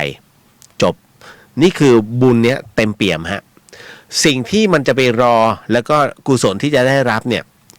อุทิศบุญส่วนกุศลเนี่ยเขาได้ต่อว่าเขาจะได้มากน้อยแค่ไหนไม่รู้ฮะน้องต้องตาย น้องต้องไปเจอตรงนั้น เดี๋ยวค่อยว่ากันเรื่องได้รับไม่ได้รับนะฮะแต่ถ้าจะทำบุญเป็นเหตุเป็นผลเป็นภาระปัจจัยเนี่ยก็คือบางคนเท่ากระดูกอาจจะทิ้งไปแล้วไม่เป็นไรใช้ภาพก็ได้ฮะคือการนำภาพถ่ายเนี่ยผมต้องบอกก่อนนะการนำภาพถ่ายมาเนี่ยมันไม่ใช่เป็นประเพณีของไทยนะฮะไม่ใช่นะคุณอย่าเข้าใจผิดนะฮะการมีรูปไว้ที่หน้าศพเนี่ยมันเพิ่งจะมาเริ่มไม่กี่ปีนี่เองนะฮะถ้าย้อนกลับไปก็นานหน่อยอะแต่ว่าแรกเริ่มเดิมทีเนี่ยมาจากเมืองจีนนั่นนะฮะเป็นจีนเลยเป็นผู้ที่นำตัวนี้ก่อนที่มีป้ายวิญญาณนะฮะขออภัยเมื่อก่อนมันจะมีป้ายวิญญาณแล้วก็มีรูปก่อนแล้วอิทธิพลตรงนี้มันสืบเนื่องต่อเนื่องลงมาจนถึงเราฮะนะฮะอันนี้บอกไว้ก่อนนะมันไม่ใช่ของเราโดยแท้แต่เราใช้รูปเนี่ยได้นะพอณตรงนี้เสร็จปุ๊บเนี่ยรูปผู้เสียชีวิตนั่นแหละคราวนี้นะซื้อกับข้าวกับปลานะอาหารคาวหวานนะครับพร้อมกับดอกไม้ธูปเทียนไปเลยฮะไปที่วัดไม่จำเป็นต้องนัดพระจะบอกว่ามาถวายพระตาหารเพลค่ะถวายพระตาหารเพลนะอยากได้พระหนึ่งรูปช่วยนิมนต์ให้หน่อยใช้คำว่านิมนต์นะฮะเคยเห็นไหมพระบิณฑบาตหลวงพี่เดี๋ยวดิหลวงพี่พระท่านจะไม่หยุดนะต้องใช้คำให้มันถูกต้องคือนิมนต์เนี่ยนะฮะหมายถึงว่าการบอกกล่าวให้พระเนี่ยท่านได้หยุดนิดนึงนะฮะอันนี้บอกเอาไว้อย่างเป็นทางการใช้คำว่านิมนต์นะฮะเวลาพูดกับพระขึ้นด้วยนมัสการนะฮะนมัสการจะลาก็นมัสการค่ะแค่นั้นเลยฮะไม่ต้องมานมัสการลาไม่ต้องนะฮะท่านเป็นพระไม่ให้เป็นลานะนมัสการเฉยๆพอจบนะฮะพอถึงนี่ยากไปไหมเอาที่น้องเข้าใจแล้วกันขอแค่พระหนึ่งรูปนะฮะแล้วก็จากนั้นถวายพระตาหารเพลก็คือไปสัก11 โมงพระท่านจะฉัน10 โมงครึ่งนะฮะเต็มที่ถึงเที่ยงนะฮะเลทได้ไม่เกินเที่ยงครึ่งนะฮะพระเนี่ยถ้าจะฉันปุ๊บเนี่ยน้องดูก่อนนะถ้าท่านฉันแล้วลุกเนี่ยไปถวายต่อไม่ได้ฮะนะฮะแต่ถ้าพระเวลาฉันเนี่ยห้ามลุกนั่งกินให้จบแล้วถ้าลุกแล้วคือหมายถึงว่าจบแล้วนะฮะหมายถึงว่านี่คือการสละนะไม่ใช่เดินไปลินน้ำเองเดินไปรับโทรศัพท์ไม่ได้ฮะอาบัติทันทีนะครับมันมีข้อสงฆ์อยู่นะจ๊ะตรงนี้แค่นั้นเลยน้องนะฮะสอนแล้วนะจ๊ะอาหารคาวหวานดอกไม้ธูปเทียนไปจะถวายปัจจัยไม่ถวายปัจจัยแล้วแต่น้องฮะนะปัจจัยไม่ใช่เรื่องสำคัญนะฮะแต่ปัจจุบันนี้หลวงพี่ถามว่ามาก่อนเท่าไหร่ คราวนี้ต้องบอกก่อนว่าส่งบุญถึงคนตายไหมอันเนี้ยพี่ถึงได้บอกว่าตอบไม่ได้ฮะเพราะเดี๋ยวท้ายที่สุดแล้วมันเป็นการน้อมจิตน้อมใจของตัวเราแล้วก็ตัวผู้ส่งให้ก็คือพระเนี่ยท่านจะเอารับพรนะฮะยะถาขึ้นก่อนเลยฮะยะถาให้ผีสัพพีให้คนคุณจำไว้แค่นี้จบนะฮะเพราะฉะนั้นเนี่ยพอถึงนั้นนี้เรียบร้อยแล้วฮะแล้วตรงเนี้ยมันจะมีวันหนึ่งสักวันหนึ่งที่คุณสามารถรับรู้เรื่องราวได้คุณจะเจอนะฮะเขามาขอบคุณไม่รู้ว่าขอบคุณด้วยอะไรอาจจะเป็นการขอบคุณด้วยโชคลาภนะฮะไม่สามารถปรากฏบางคนจิตแข็งไงนะฮะก็ไม่สามารถจะมาปรากฏตัวได้กูก็มาในแบบนี้แล้วกันให้โชคให้ลาภไปนี่แหละฮะเป็นการเกื้อหนุนซึ่งกันและกันต่อมาโอ้พี่ครับผมคิดว่าผมโดนทำของใส่นะครับของอะไรน้อง คุณใส่ใช่ไหมนะฮะเราจะแน่ใจได้ยังไงว่าเรา ว่าโดนทำของใส่เอ้าน้องไม่แน่ใจน้องมาถามพี่ทำไมเนี่ยแล้วผมจะเอาของออกได้ไงครับนะฮะส่วนไอ้คนที่ทำเนี่ยมันไม่กลัวกรรมกันเหรอโอ้นี่ถามกึ่งวิชาการกึ่งบอกเล่าเนี่ย โอ้คืออย่างนี้ คนที่โดนทำของใส่เนี่ยนะฮะก่อนวันพระคุณผู้ฟัง1 เดือนเนี่ยจะมีขึ้น15 ค่ำแค่1 ครั้งขึ้นนะผมใช้คำว่าขึ้น15 ค่ำ1 ครั้งขึ้น14 ค่ำเนี่ยมันจะเริ่มปรากฏแล้วฮะคุณจะมีความรู้สึกว่ากระสับกระส่ายนะฮะมันจะมีบางอย่างที่ทำให้คุณปวดเนื้อปวดตัวแล้วมันวิ่งได้บีบไหล่ซ้ายปุ๊บเฮ้ยมันวิ่งไปไหล่ขวาว่ะอย่าคิดว่าไม่มีเรื่องราวแบบนี้ผมโดนเอาของออกมาแล้วนะฮะหลวงพี่ภาสกรโดนเอาออกมาแล้วนะหลายๆคนโดนมาเห็นกับตาฮะโอ้โหนะถามเพื่อนผมก็ได้ไอ้เมย์อยู่ในเนี้ยไปด้วยกันที่เมืองจันทร์เห็นกับตานะฮะว่าโอ้โหของออกมานะฮะจากตัวเนี่ยมันกี่ชิ้นกี่อันสุดๆเนี่ยต้องบอกเลยนะฮะพอถึงนะตรงเนี้ยเอาออกแบบไหนแล้วแต่ครูบาอาจารย์ฮะไปหาหลวงพี่ต้นวัดสันติธรรมก็ได้มาหาพระจำนวยที่วัดฝายหินหรืออุยตายแล้ว ขอโหเสียอาจารย์แล้วก็หรือไปหาครูบาอาจารย์แถวๆวัดเจดีย์เหลี่ยมก็ได้นะฮะให้ท่านช่วยเหลือนะฮะหรือจะไปวัดดอนจันทร์ได้หมดครูบาอาจารย์ท่านเก่งนะฮะแล้วไอ้คนที่จะมามันไม่กลัวกรรมเหรอครับของฟรีไม่มีในโลกน้องคนที่เล่นคุณไสยน้องจำไว้นะคนที่คิดอยากจะเรียนเวทมนต์หรือว่าไสยศาสตร์เนี่ยคุณจำไว้ถ้าเรียนเพื่อรู้ไม่เป็นไรแต่ถ้าเรียนเพื่อไปทดลองกับคนนู้นคนนี้คุณระวังนะฮะระวังว่าท้ายที่สุดแล้วของฟรีไม่มีในโลกคุณเนี่ยจะต้องเป็นบางอย่างเกิดขึ้นเขาเรียกว่ากึ่งอสุรกายนะฮะกึ่งมนุษย์นะก็คือมันเป็นอยู่ในกึ่งภพภูมิอ่ะซึ่งมันยังไปเกิดแล้วยังชดใช้กรรมไม่ได้มันต้องโดนเขาใช้ก่อนอย่างที่คุณใช้กับพวกเขานั่นนะฮะผมไม่ได้พูดเล่นนะเรื่องนี้ครูบาอาจารย์พูดกันนะมากเลยที่นะแม้กระทั่งหลวงปู่สุขก็เคยบอกนะไอ้พวกเนี้ยเดี๋ยวเถอะนะมันก็จะอยู่ในแวดวงตรงนี้ท้ายที่สุดมันก็จะโดนใช้นะหลายอย่างหลวงพ่อเดิมท่านก็กล่าวไว้หมดคุณเอ้ยแต่ละรูปที่ผมพูดมาเนี่ยท่านเก่งในเรื่องวิทยาคมทั้งนั้นนะฮะแต่ท่านใช้ในการช่วยเหลือนั่นนะฮะถ้าอยากจะเป็นประเภทนี้ก็ลองดูสนุกสนานไปนะฮะ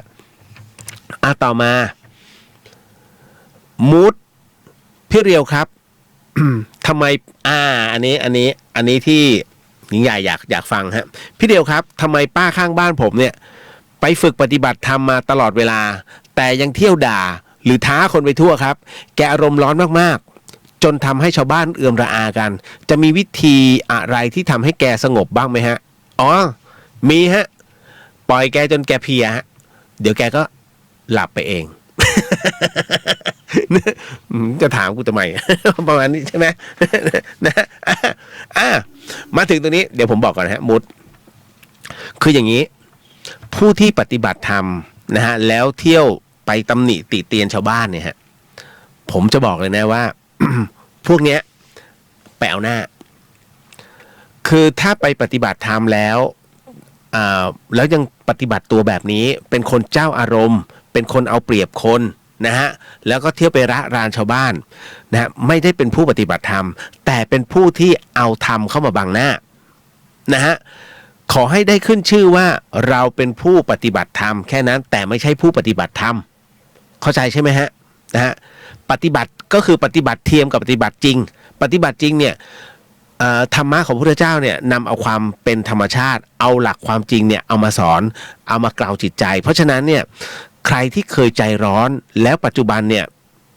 เขาใจเย็นลงนะพูดอย่างมีความระมัดระวังมีเหตุมีผลอาจจะมีบ้างมีอารมณ์บ้างแต่คุณเข้าใจใช่ไหมว่า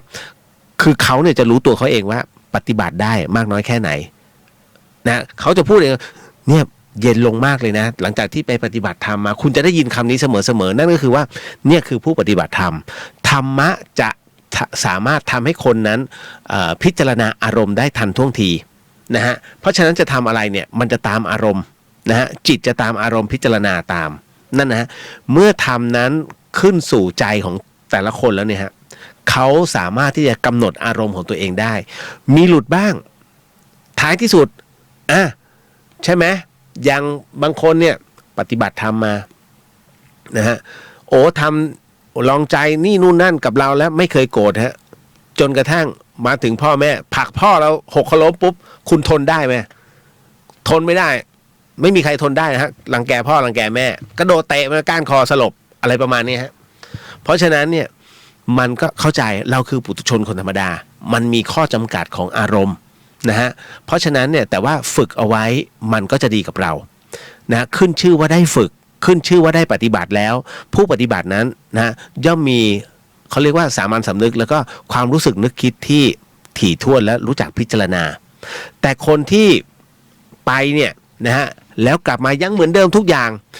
ให้รู้เลยว่าคนนี้เป็นคนที่ไปหาประโยชน์คุณเชื่อไหมธุรกิจบางธุรกิจจบที่สนามกอล์ฟเป็นพันล้านเนี่ยจบที่สนามกอล์ฟนะไม่ได้จบที่โต๊ะประชุมนะเขาไม่คุยงานกันนะฮะมาที่โต๊ะประชุมไม่มีไปจบที่สนามกอล์ฟนะฮะงานบางงานจบที่สถานปฏิบัติธรรมเฮ้ยทำไมเป็นงั้นน่ะคนไปปฏิบัติธรรมอ่ะนะแน่นอนที่สุดทุกคนจะต้องเข้าใจเลยว่าคนที่ไปปฏิบัติธรรมเป็นคนดีคนเลวฮะคนดีแล้วดีจริงเหรอตอบไม่ได้นะฮะตอบไม่ได้ฮะเหมือนกับคนติดโควิดเนี่ยนะฮะคุณรู้ป่ะไอ้คนไหนมันติดวะนะเดินผ่านไปผ่านมารู้ไหมว่าคุณไปเดินสนามบินอ่ะแล้วใครที่มันเพิ่งลงไฟคุณไม่รู้หรอกแต่รู้ว่าทุกคนน่ะเป็นคนเหมือนกันนะฮะเพราะฉะนั้นเขาอาจจะไม่ติดนะถูกไหมเพราะฉะนั้นเหมือนกันฮะปฏิบัติธรรมเหมือนกันคนที่ไปปฏิบัติธรรมอ่ะเราฟันธงไปก่อนว่าผู้ที่เข้าไปในคอร์สนะเป็นคนดีทุกคนเพราะต้องการที่จะฝึกจิตเพราะฉะนั้นมันจึงเป็นการไปตกลงเรื่องธุรกิจนะบางคนเนี่ยคนดีเป็นเหยื่อของคนเลวเยอะฮะจนสุดท้ายมันรู้ว่าอ๋อถูกหลอกเพราะไอ้คนเนี้ยโอ้เนี่ยเขาไปปฏิบัติกับหลวงปู่อยู่บ่อยๆเนี่ยตอนนี้ดูดิเนี่ยเขามาโกงเงินพี่มึงไปปฏิบัติธรรมแล้วให้เขาโกงเงินไอ้ส่วนนั้นก็ต้องมันเป็นเขาเรียกว่าบางส่วนนะผมถึงต้องบอกว่าให้พึงระลึกเอาไว้นะว่าตัวเราเนี่ยไปปฏิบัติธรรมนะเราจะรู้แค่ตัวเรานะคนที่มาคุยด้วยก็คือเป็นอีกหนึ่งบุคคลแหละแต่อย่าไว้ใจใครทั้งนั้นนะจงไว้ใจตัวเราไว้ใจธรรมะของพระพุทธองค์พอแล้วจบแล้วฮะนะแล้วที่เหลือมันเป็นการพิจารณาส่วนตัวพิจารณาแล้วคิดว่าไว้ใจเขาได้นั่นคือแล้วถูกหลอกทีหลังเขาเรียกเป็นกรรมของคุณนะมันเป็นตัวกรรมที่มันบีบมาให้ต่อเนื่องคือคุณต้องเชื่อเขาก็เหมือนผมอะสมมุติว่าผมแหกตาโอ้ยเนี่ยมานะฮะผมเปิดรับบริจาคนี่นู่นนั่นนะสุดท้ายโอ้โหได้เป็นนะเป็นล้านน่ะนะฮะแต่เฮ้ยเอาไปปาร์ตี้ดึงดังก็คุณเชื่อผมเองอ่ะเห็นไหมนี่คืออันนี้ยกตัวอย่างนะฮะยกตัวอย่าง นึกในใจเฮ้ยพี่เลี้ยงเป็นงั้นเหรอไม่ใช่อันนี้ยกตัวอย่างให้ฟังนะฮะเพราะฉะนั้นเนี่ยไอ้เรื่องตรงเนี้ยถึงได้บอกว่ามันเป็นตัวกรรมที่บีบให้เราเชื่อเขาเองเพราะฉะนั้นเนี่ยมันจึงทำให้เราเจ็บแค้นโอ้ยไปโดนเขาหลอกว่าพี่เลี้ยงไม่หลอกว่ะอย่างเงี้ยนะฮะนี่แหละถึงได้บอกว่าธรรมะจะเป็นตัวกล่าวว่าให้เรารู้จักพิจารณาว่าคนแบบนี้เป็นประมาณไหนคนแบบนี้ประมาณไหนอะไรยังไงนะฮะเพราะฉะนั้นนะจ๊ะมดมีวิธีไหนให้เขาสงบได้บ้างรอให้มันตายไปตามธรรมชาติเลยฮะนะฮะยากครับถ้าสมมุติว่าลองไปปฏิบัติธรรมแล้วกลับมายังนิสัยเป็นแบบนี้นะฮะเขาเนี่ยบั้นปลายให้รู้เลยว่าพื้นฐานชีวิตของเขาน่าสงสารนะฮะน่าสงสารมากเพราะขนาดนี้ไปปฏิบัติธรรมะยังช่วยเขาไม่ได้น่าสงสารไหมล่ะนะฮะแต่ที่สำคัญเมื่อตายไปแล้วเนี่ยไอ้เนี่ยซวยเหมือนตำรวจฮะตำรวจ รู้ว่านี่คือความผิดอย่างที่ล่าสุดเนี่ยที่แม่อายเนี่ยนะฮะที่ชาติพันธุ์เนี่ยโดนอะไรนะโดนแบล็กเมย์สุดท้ายโดนย้ายนะฮะไปเอาเงินจะเอาเงิน700,000คือเรื่องของเรื่องรู้ว่าตัวเองผิดนะฮะแล้วโดนจับได้โทษหนักนะฮะเจ้าที่ตำรวจเพราะเป็นผู้ที่รู้อยู่แล้วรู้กฎอยู่แล้วเหมือนกับผู้ปฏิบัติธรรมรู้ธรรมะอยู่แล้วรู้ตัวกรรมอยู่แล้วแต่ยังปฏิบัติแบบนี้เมื่อตายไปมึงโดนหนักเลยนะฮะโดนทวีคูณผมถึงได้บอกว่าผมเล่าเรื่องนรกไม่ได้จริงๆถ้าเล่าผมซวยถึงกับไม่สบาย นะฮะเพราะทุกครั้งอ่ะที่ผมเข้าโรงพยาบาลเนี่ยผมมีเรื่องราวเหล่านี้ตลอดเลยต้องพูดเรื่องแบบนี้พูดเรื่องกรรมไปเฉลยเรื่องราวแบบนี้ซึ่งเขาไม่ให้ผมจะรู้ตัวเสมอว่าโดนแน่ๆเพราะว่ามันจะเตือนเวลาผมเล่าปุ๊บมันอึกอักอึกอย่างเงี้ยนั่นคือเขาไม่ให้เล่าเราก็รู้อยู่แล้วเข้าโรงพยาบาลตลอด นะฮะต่อมาร่มไม้หนูอยากรู้ว่าหมาเนี่ยสามารถเป็นผีได้ไหมคะนะหรือหมาที่บ้านคือหมาที่บ้านหนูตายแต่หนูเห็นมันมาในห้องค่ะคือหนูโตมากับมันเลยค่ะพี่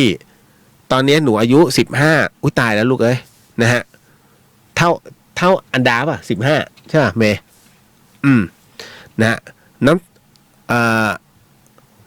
ส่วนน้ำตาลชื่อหมาใช่ไหมส่วนน้ำตาลแม่บอกว่ามันอายุเกือบจะ100 ปีแล้วค่ะเราจะส่งให้วิญญาณเขาไปสวรรค์หนูต้องทำไงมั่งคะคืออย่างนี้ฮะ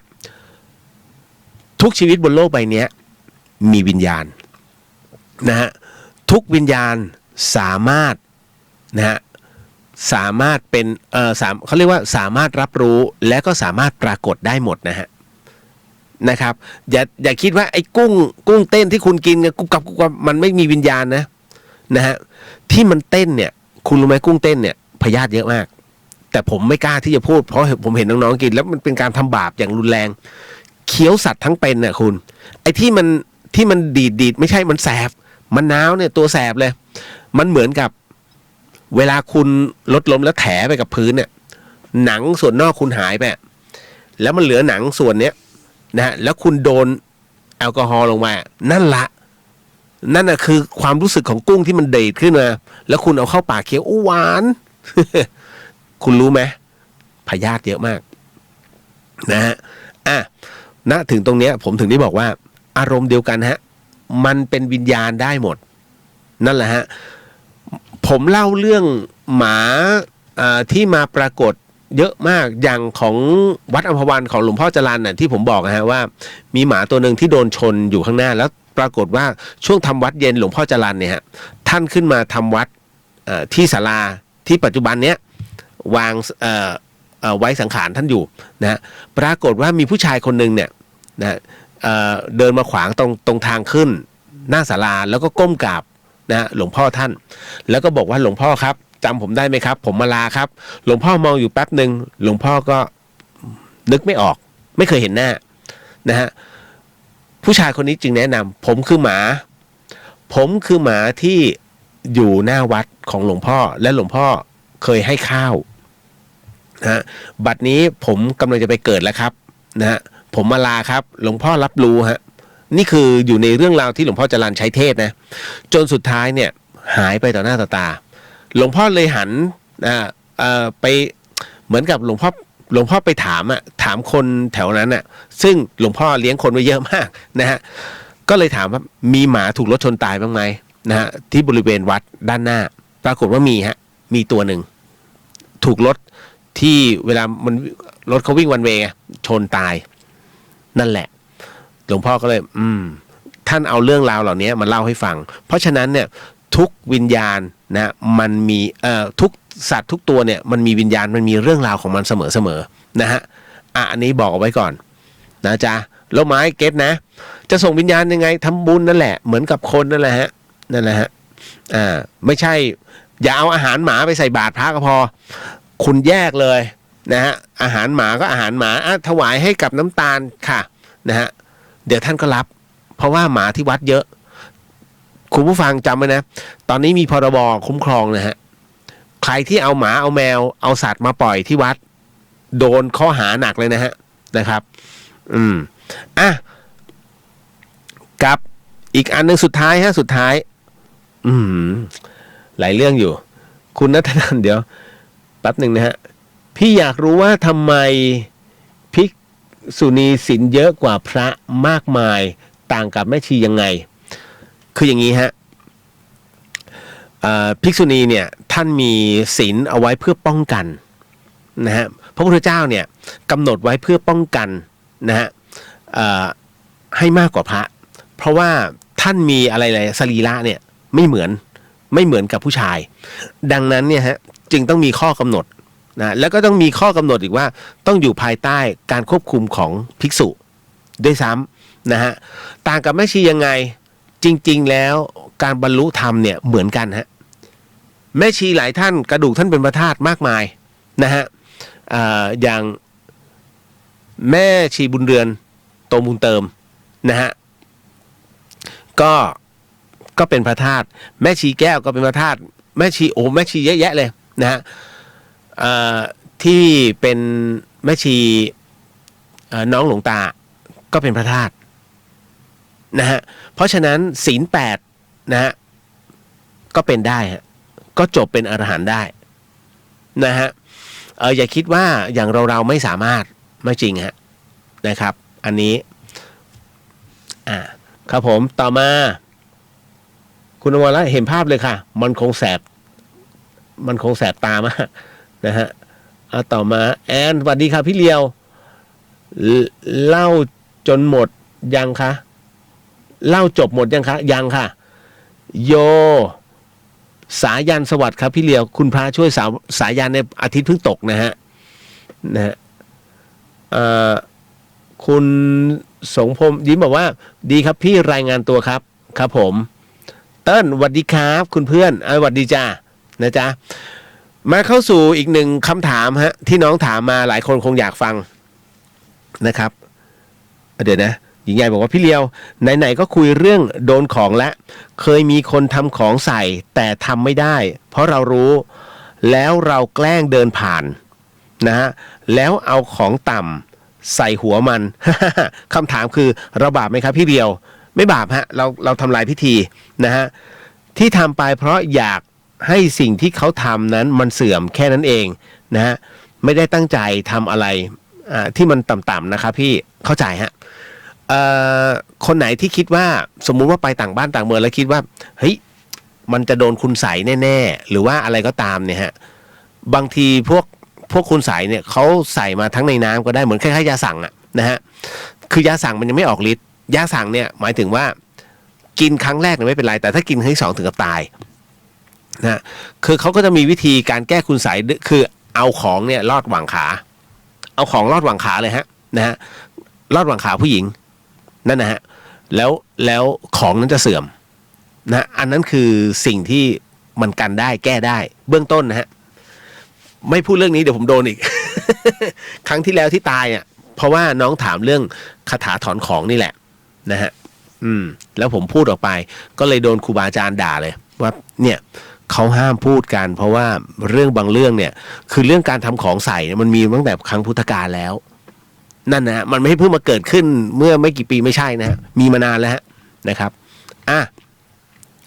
เรื่องต่อมาหลายคนอาจจะเคยฟังเคยได้ยิน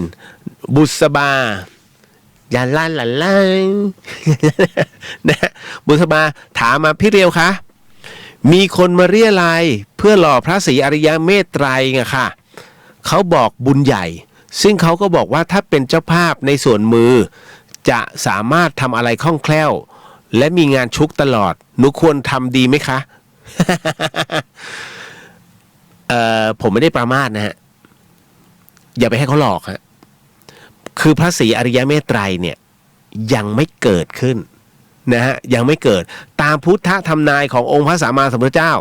ในกลับเนี้ยนะฮะมีมาแล้ว4พระองค์นะฮะก็คือพระโกนาคมโนนะฮะองค์ที่2พระ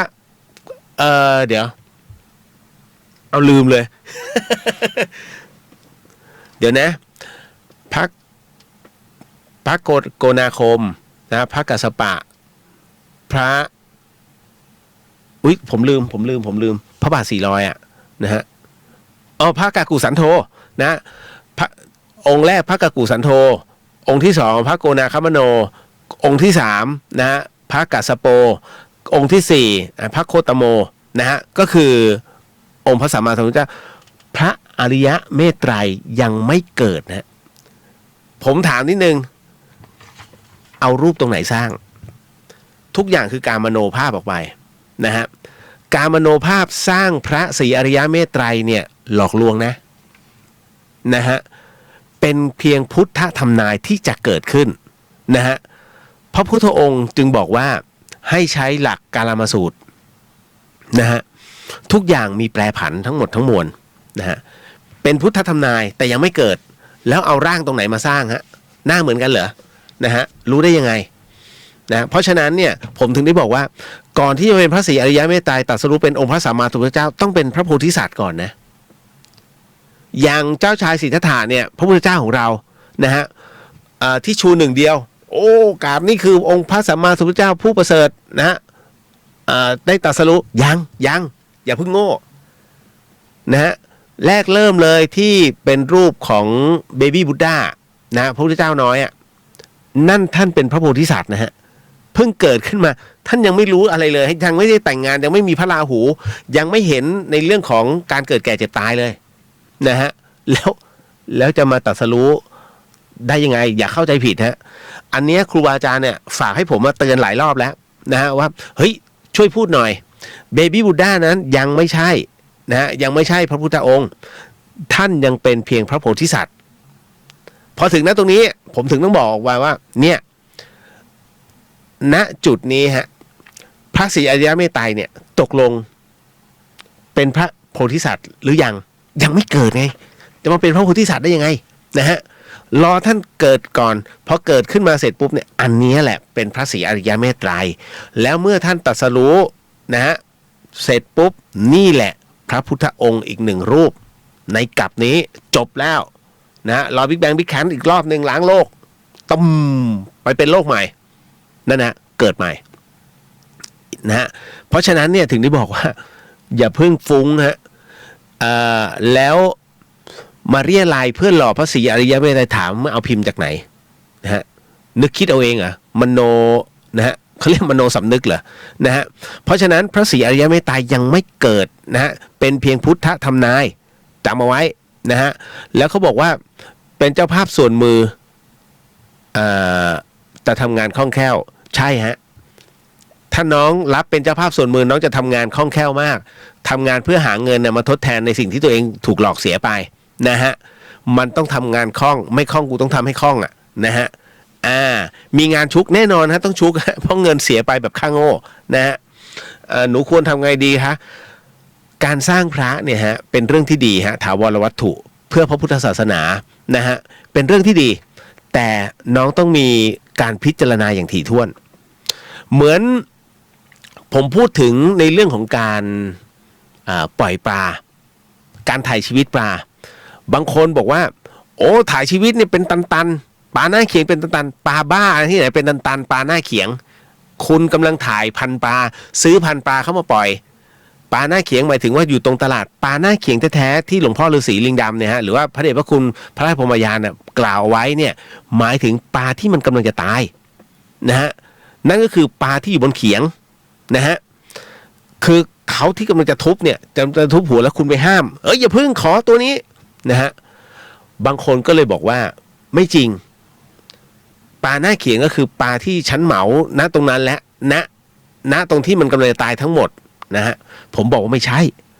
ไอ้ตัวนั้นหมายถึงว่าไอ้ที่คุณกำลังซื้ออยู่เนี่ยทั้งหมดทั้งมวลน่ะ10 ตัวน่ะหมายถึงว่ามันแค่เพียงได้รับโทษประหารนะฮะไอ้ตัวที่กำลังจะถูกประหารนั่นแหละเขาเรียกปลาหน้าเขียงนะฮะเพราะฉะนั้นหมายถึงว่าถ้ามีคำสั่งพิพากษาประหารชีวิต4 ตัวเนี้ยนะฮะผมถามว่าแล้วอะไรคือคนที่ต้องถ่ายชีวิตแล้วดีใจมากที่สุดนั่นก็คือคนที่จะโดนยิงเป้าคนแรกฮะกำลังจะโดนยิงเลยยิงที่กระบาลเลยปรากฏว่ามีนะฮะมีหนังสือบอกหยุดฮ่องเต้บอกว่าหยุดการประหารโอ้โหคุณคิดว่าไอ้คนที่กำลังจะถูกยิงเนี่ยคนแรกเลยดีใจไหมดีใจรอดตายแล้วกูนี่แหละฮะเขาเรียกว่าปลาหน้าเขียงมันก็เหมือนกับปลาตัวแรกที่มันจะโดนสากตีหัวเนี่ยคุณห้ามได้ปุ๊บเนี่ยชีวิตยืดขึ้นอีกเนี่ยเขาเรียกปลาหน้าเขียงของแท้ไอ้นั่นเขาเรียกปลาหน้าเขียงแบบอุปมาเอาบ้าหรือปลาหน้าเขียงเป็นพันตัน นะเยอะฮะในเฟซผมเนี่ยโอ้โชว์กันหลาเลยผมก็หัวเราะฮาตึงเลยฮะมันไม่ใช่คุณลองไปหาซื้อพันปลาแม่ค้าก็เอาไอ้ปลาที่จะต้องขายเนี่ยส่วนหนึ่ง แต่ไอ้ที่สั่งไว้เป็นตันๆน่ะเขาไปหาซื้อพันธุ์ปลามากูได้กำไรฟันเงินหน่อๆฟันเงินคนโง่ นั่นนะฮะจริงๆปลาหน้าเขียงคือนั่นแหละที่มันกำลังจะตายท่านถึงได้บอกว่ามันหายากมากนะฮะผมถึงได้ต้องบอกว่าเนี่ยคือเขาเรียกปลาหน้าเขียงไม่ใช่ปลาในกระจาดทั้งหมดที่คุณซื้อเพราะมันกำลังจะตายไม่ใช่นะฮะมันยังไม่ได้ขึ้นเขียงเลยนะฮะนี่แหละจำไว้นะเพราะฉะนั้นเนี่ยถึงต้องบอกว่าในส่วนของตรงนี้ในเรื่องของการทำบุญต้องรู้จักพิจารณานะไม่ว่าคุณจะทำอะไรก็แล้วแต่อย่าเป็นเครื่องมือเขาให้เขาหลอกนะฮะคือการทำบุญพลังศรัทธาเนี่ยหลอกง่ายมากคุณจะสังเกตได้นะฮะมากมายเลยทีเดียวฮะนะในเรื่องของการเรียรายต่างๆผมเองเนี่ยก็เปิดเรียรายนะแต่ว่าไม่ได้เรียรายพร่ำเพรื่อ1 ปีผมเปิด1 ครั้งก็คืออิ่มบุญอุ่นกายน้องแต่ครั้งเนี้ยกำลังคุยกับน้องอยู่ว่าเดี๋ยวดูก่อนที่ภาครัฐประกาศว่าจะในเรื่องของแมสเนี่ยว่าจะแจกจ่ายให้ได้ถ้ายังไม่ได้ภายในวัน2 วันเนี่ยผมคิดว่าจะระดมทุนกันนะฮะขอจัดซื้อเลยแพงก็ต้องซื้อนะเพราะว่าผมเห็นที่สำเพ็งบานเลยแต่เข้าใจนะที่เขาบอกว่ามันเป็นของไม่ดีของดีมันก็มีไม่ใช่ว่าจะไปซื้อของไม่ดีดินะฮะผมเห็นเนี่ยขายกันบึ้มเลยที่บอกโอ้ยห้ามขายเกิน2 กล่องไปดูดิสำเพ็งเนี่ยบึ้มเลยนะฮะแล้วแอบขายมันก็ไม่ได้แอบนะคนก็ไม่มุงเนี่ยก็เห็นโจ้งๆเนี่ยนั่นนะฮะผมมาจากกรุงเทพเรื่องอะไรผมจะไม่รู้เพิ่งจะไปเดินมานะฮะอ๋อหลานบอกว่าป้าป๋าจอดหลับดีแล้วลูกนะฮะให้มันหลับแล้วเดี๋ยวจะได้ถึงสตูลพรุ่งนี้สามบอกว่าพี่เลียวขอเรื่องลมเพลมพัดทีครับขอบพระคุณครับลมเพลมพัดมันแค่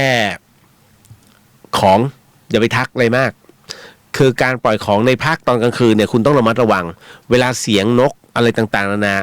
คุณต้องพิจารณาก่อนเฮ้ยบางทีนกกระเหว่แล้วมันบินตอนตี 1 ตี 2หรือว่านกเขากุ๊กรูนกเขาไม่ขันกลางคืนนะฮะเพราะฉะนั้นอย่าไปทักนะ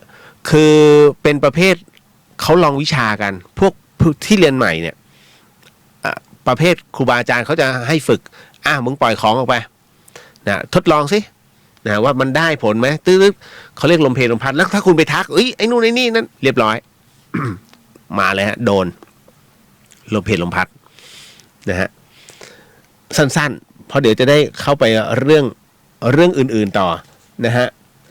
คุณหมูเพื่อนเกิดคิดถึงท่านไม่เจอกันเกิน10 ปีโอมากนะฮะ30 ปีหมู30-40 ปีนะฮะหมดแล้วนะฮะเรื่องราวตรงนี้ผมตอบคำถามหมดแล้วนะฮะอย่าให้เขาหลอกนะพระศรีอริยเมตตายังไม่เกิดขึ้นนะฮะใครที่มาแอบอ้างนะฮะคุณบอกเลยว่าโม้แล้วนะฮะมันจะสร้างจากไหนจินตนาการเหรอคุณกำลังซื้อจินตนาการคนเพราะฉะนั้นคุณสร้างของคุณก็ได้นะฮะเอาละมาไปเข้าสู่เรื่องหลอนเรื่องสุดท้ายประจำค่ำคืนนี้ฮะผมลืมแจ้งวันที่28นะคุณผู้ฟัง28 มีนานี้เป็นวันเสาร์ฮะกพลทองพลับป๋องพร้อมทีมเดอะช็อคนะเกือบทั้งหมดเนี่ยจะมาที่ธรรมสถานมหาวิทยาลัยเชียงใหม่วัดฝายหินนะหลังมชเลยป๋องจะมาแจกโรงศพทั้งหมด100 โรงแล้วเชื่อไหม50 โรงแรกมันเสร็จแล้ว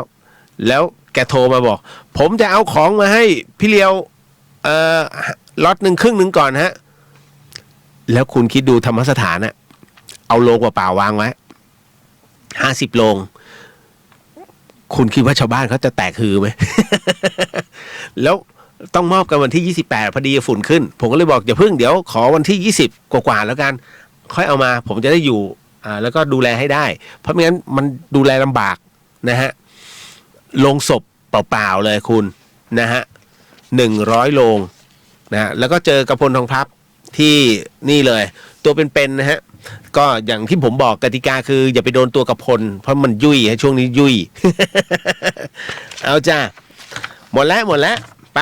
เข้าสู่เรื่องราวเรื่องหลอนประจำค่ำคืนนี้เรื่องสุดท้ายกันนะฮะนี่คือเดอะเฮียนทั้ง FM 104.50 เมกะเฮิร์ตซ์นะฮะคุณฟังเป็นประจำทุกค่ำคืนพรุ่งนี้เดี๋ยวขอดูก่อนเพราะว่าผมต้องเตรียมตัวพอสว นะฮะที่ฝางแต่แน่นอนน่ะสัปดาห์หน้า1 วันเดี๋ยวผมต้องเจียดเวลาเพื่อจะจัดสดให้ได้แต่คิดว่าน่าจะจัดนะฮะเดี๋ยวขอดูก่อนแล้วกันมาเข้าสู่เรื่องราวค่ำคืนนี้แล้วกันฮะขออนุญาตเข้าจิงเกิลขอพักหายใจแป๊บนึงเดี๋ยวมีน้องเข้าอันนี้มาจะถามอะไรหรือเปล่ารบกวนเล่าเรื่องนรกทางนี้แทนได้ไหมครับพี่จะได้เป็นวิทยาทานของโอ้โหขออภัยพี่นะฮะน้องครับขออนุญาตนิดนึงนะน้องเบนมันเล่าไม่ได้จริงเรื่องนรกนะฮะมันเป็นเรื่องต้องห้ามแม้เราจะรู้มากมายแค่ไหนแต่ถ้าคุยกันแบบเหมือนกับในหมู่คณะสงฆ์เนี่ยเล่าให้ท่านฟังมันเป็นแบบเนี้ยอย่างเงี้ยทำได้นะฮะคือเล่าเป็นวิทยาทานให้กับหมู่สงฆ์นะฮะเพื่อที่ท่านจะได้เทศอย่างเงี้ยได้นะฮะแต่ถ้าไปพูดเลื่อยเปื่อยเนี่ยมันยากแล้วพิมพ์เนี่ยจบเลย มันต้องเล่านะฮะมันอะไรที่มันลึกมากซับซ้อนมากระหว่างทางที่เดินไปนะฮะในบรรยากาศที่เรียกว่าหลายๆคนเนี่ยคิดว่ามันคือนรกเนี่ยเอาง่ายๆเส้นทางแห่งความตายเนี่ยคุณผู้ฟังฮะคนมันจะเยอะมากนะฮะแล้วทั้งหมดทั้งมวลเนี่ยในความเยอะเยี่ยงตลาดนัดคุณจะไม่ชนใครสักคนนะฮะแต่บรรยากาศนะขมุกขมัวจนกว่าจะถึงทางแยกฮะแยกไปแดนต่างๆอันนั้นคือหลังจากที่ถูกพิพากษาแล้วนะฮะถูกพิพากษานั่นคือเกิน100 วันเป็นที่เรียบร้อยแล้วนะฮะ100 วันในที่นี้ตามที่ผมบอกนะฮะก็คือการทำบุญให้กับผู้วายชนนะผู้เสียชีวิตเดี๋ยวก่อนน้องอะไรที่บอกพิซซ่านะฮะพี่เลียวลืมบอกไปนะฮะเคล็ดลับของหลวงปู่ดูนั้นได้ขึ้นชื่อว่าเป็นเทพเจ้าแห่งการเรียกว่าโมทนาให้สัพพวิญญาณไปเป็นเทวดานะฮะเพราะฉะนั้นเนี่ยบทสวดจักรพรรดิจึงเสริมในเรื่องของสวดให้กับเราทั้งทวยเทพเทวดาด้วยแล้วก็สัมภเวสีทั้งหมดทั้งมวลเนี่ยให้ไปเกิดใหม่นะไปเป็นเทวดานะฮะผมจะบอกนะฮะหลวงปู่ดูบอกอย่างนี้ว่าใน7 วันแรกนะฮะ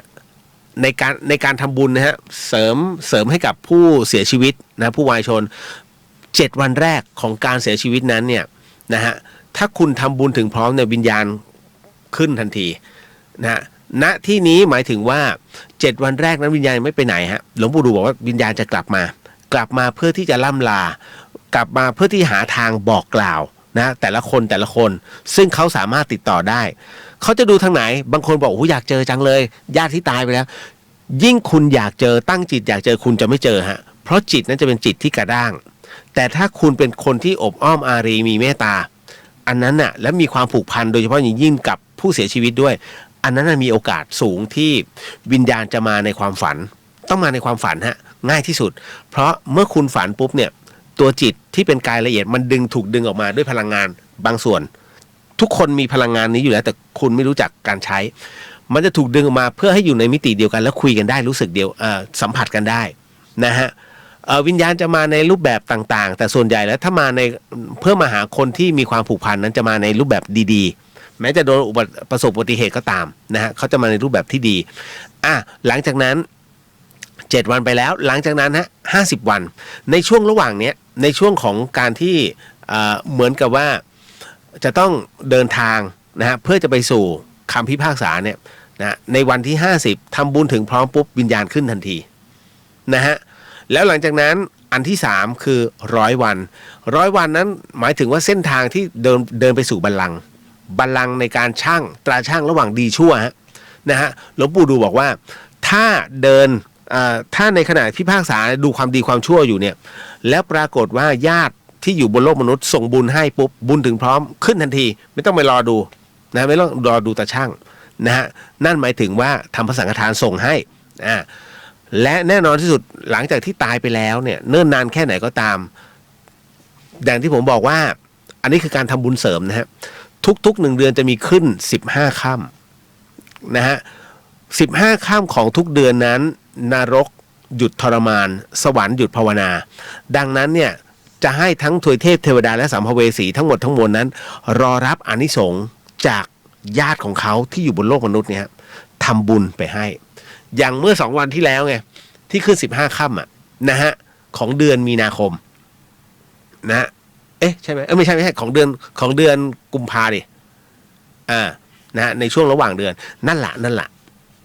ใช่มีนาดิถูกแล้วของมีนาคม15 ค่ำนั่นนะฮะถ้าใครทำปุ๊บในบุญถึงพร้อมส่งให้ได้รับเต็มๆนะฮะคุณผู้ฟังเอามาเข้าสู่เรื่องราวเรื่องสุดท้ายฮะคุณผู้ฟังครับสิ่งที่คุณผู้ฟังกำลังจะได้ยินได้ฟังเรื่องราวจากผมต่อไปนี้นั้นอย่าเชื่อครับนะฮะเดี๋ยวก่อนเข้าจิงเกิลนิดนึงฮะตึ๊ดนี่เลยฮะสนับสนุนเรื่องราวหลอนๆโดยนาอีเซรั่มแชมพูวางใกล้ๆมือหน่อยฮะ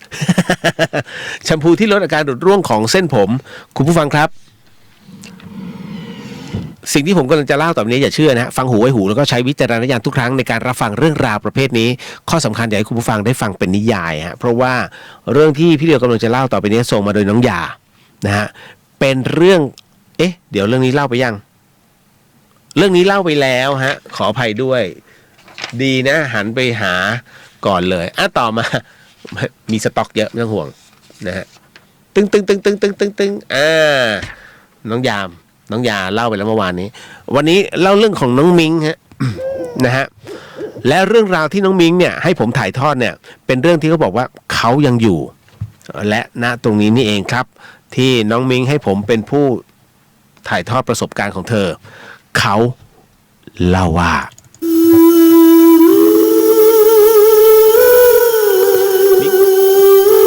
มิงบอกว่าเพิ่งเกิดขึ้นเมื่อไม่นานมานี้เองค่ะพี่เลียวนั่นก็คือว่าคือบ้านหนูเนี่ยเป็นบ้าน2 ชั้นนะฮะครึ่งปูนครึ่งไม้นะฮะห้องน้ำเนี่ยจะอยู่ในตัวบ้านชั้นล่างฝั่งห้องครัวพอเดินลงบันไดนะฮะเลี้ยวขวาไปเนี่ยก็จะเป็นห้องน้ำเลยค่ะวันนั้นเนี่ยต้องบอกก่อนเลยมิงบอกว่ามันตรงกับวันพระค่ะพี่เลียวหนูลงไปอาบน้ำตอนประมาณ3 ทุ่มนิดคือปกติที่บ้านหนูเนี่ยจะนอนไวอยู่แล้วเพราะพ่อแม่ต้องตื่นแต่เช้ามืดเนี่ยเพื่อไปตลาดทีนี้ข้างล่างเนี่ยก็จะปิดไฟมืดหมดเลยหนูก็กำลังจะลงไปอาบน้ำก็ต้องเปิดไฟหน้าห้องนอนตรงบันไดก่อนแล้วจากนั้นก็ลงไปเปิดไฟตรงห้องครัวแล้วก็เข้าไปอาบน้ำตามปกติค่ะพี่เลียวนะฮะน้องก็บอกว่าห้องน้ำที่บ้านเนี่ยจะมีอยู่2 ห้องติดกันเป็นห้องส้วมกับห้องอาบน้ำค่ะแน่นอนห้องเปียกห้องแห้งนะฮะระหว่างที่หนูอาบน้ำอยู่นะฮะอยู่ดีๆก็ได้ยินเสียงห้องส้วมข้างๆเนี่ยกดชักโครกหนูคิดในใจว่าไม่พ่อก็แม่นั่นแหละนะก็ไม่ได้สนใจอะไรนะอาบน้ำต่อไปแต่หูเนี่ยก็จะคอยฟังเสียงประตูห้องส้วมไปด้วยนะแต่มันก็เงียบเลยคิดว่าคงไม่เสร็จธุระละมั้งจนหนูอาบน้ำเสร็จเปิดประตูห้องน้ำออกมานะปรากฏว่าพอหันไปมองเนี่ยฮะที่ห้องส้วมข้างๆกลับไม่มีคนอยู่ค่ะ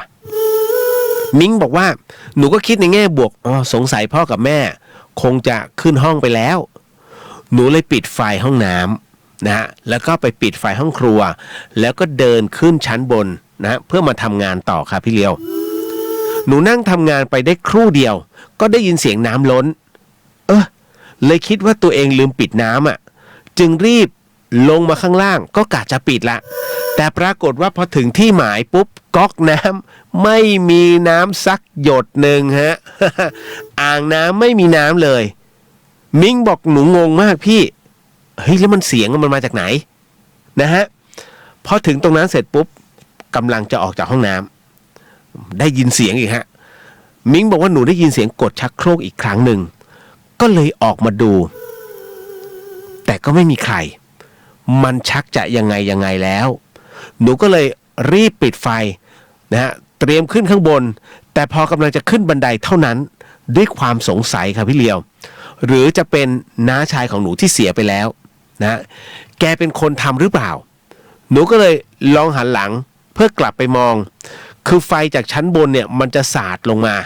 นะถึงข้างล่างพอจะเห็นอะไรเป็นอะไรนะฮะตอนที่หนูหันกลับไปมองนั่นน่ะ หนูเห็นเป็นเงาคนยืนหันหลังอยู่ที่หน้าห้องน้ำอารมณ์ตอนนั้นคือกลัวก็กลัวแต่อยากรู้ก็อยากหนูก็เลยลองเรียกชื่อน้าของหนูที่เสียไปแล้วดูปรากฏว่าเขาหันมาจริงๆค่ะพี่เลี้ยวหันมาในสภาพที่ดีๆนะแบบปกติเลยแต่ที่ไม่ปกติคือแกหันแต่หัวค่ะแกหันแต่หัวมาตัวไม่ยอมหันตามเท่านั้นแหละหนูร้องกรี๊ดลั่นบ้านเลยวิ่งขึ้นห้องเลยฮะจากเหตุการณ์นั้นมาเนี่ยตอนดึกๆเวลาปวดฉี่หนูไม่กล้าเลยฮะมิ้งบอกว่าหนูไม่กล้าที่จะลงไปห้องน้ำคนเดียวอีกเลยถ้าไม่มีใครลงไปด้วยแล้วเนี่ยก็จะนอนนะฮะคือกลั้นไปจนถึงเช้าอ่ะโอ้น้องระวังเป็นกระเพาะปัสสาวะอักเสบนะแต่ที่บ้านหนูเนี่ยพ่อแม่ก็เล่าว่าเคยเจออยู่บ่อยๆเหมือนกันบ้างก็มาทำของหล่นทั้งที่มันอยู่ข้างในตู้ไม่น่าจะหล่นได้ก็ยังหล่นหรือบางทีเนี่ยก็มาเรียกชื่อทั้งที่อยู่บ้านคนเดียวจนหลานหนูเนี่ยได้ฟังก็กลัวไม่กล้าเข้ามาในห้องครัวบ้านหนูอีกเลย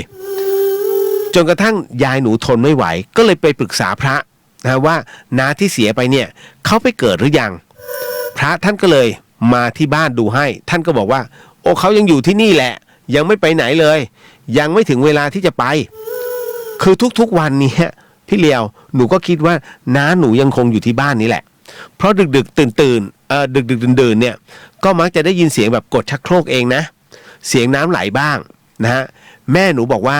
ปล่อยให้แกอยู่ที่เนี่ยไปเถอะแกไม่ได้มาทำร้ายใครในครอบครัวก็ให้แกอยู่ไปแล้วก็หมั่นไปทำบุญให้แกด้วยนะฮะก็แค่นั้นฮะคุณผู้ฟังเรื่องของชักโครกเนี่ยอันนี้ยกมือค้านนะฮะห้องน้ำสถานีผมก็เป็น อาจารย์บอกชักโครกมันเสียมันชอบ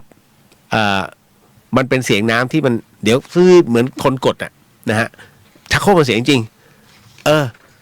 อันนี้ยืนยันนี่ฮะน้องฮะผมจะบอกว่าวิญญาณเนี่ยคือ1 หน่วยพลังงานที่เล็กมากนะดังนั้นเวลาเขาจะมาปรากฏตัวเนี่ยนะมันไม่สามารถจะไฟสว่างแบบนี้หรือว่าน้องกำลังดิ้นอยู่ปั๊บในเทคไม่ได้นะฮะไป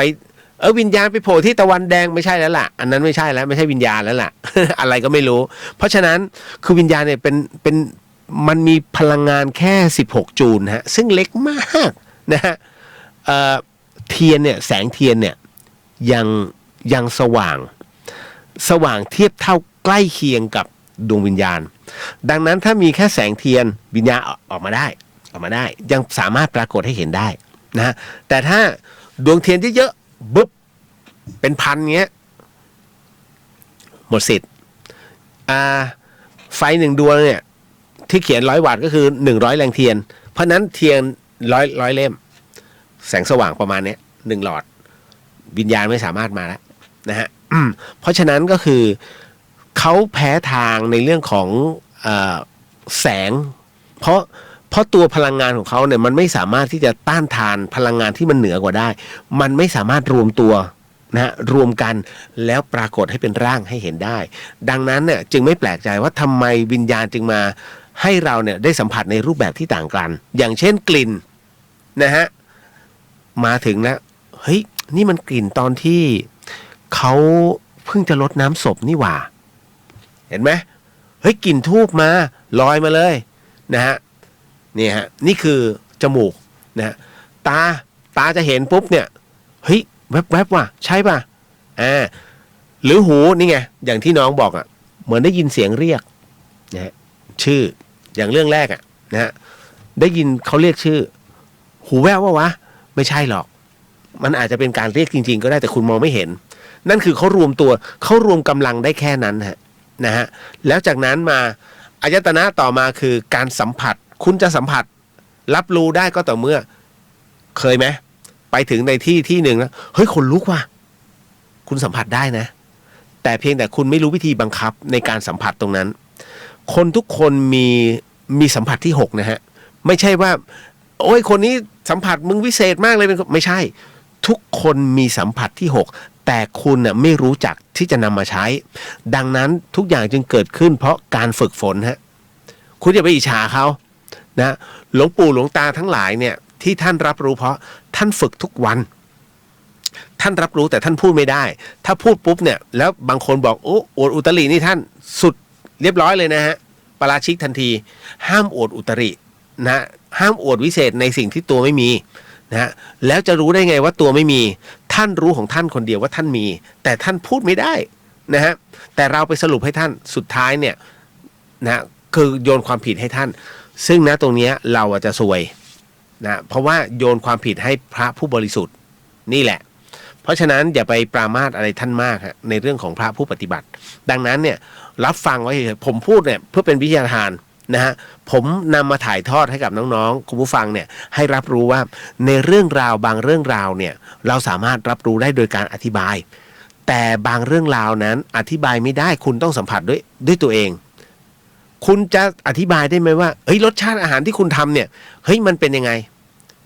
โอ้ยไอ้นู่นเปรี้ยวโอ้รสกลมกล่อมเป็นไงอ๋อกึ่งเปรี้ยวกึ่งหวานนะฮะกึ่งหอมมันเป็นยังไงอ่ะพอไล่เป็นเนี้ยมันอธิบายไม่ได้ฮะคือมันต้องลองด้วยตัวเองนี่แหละ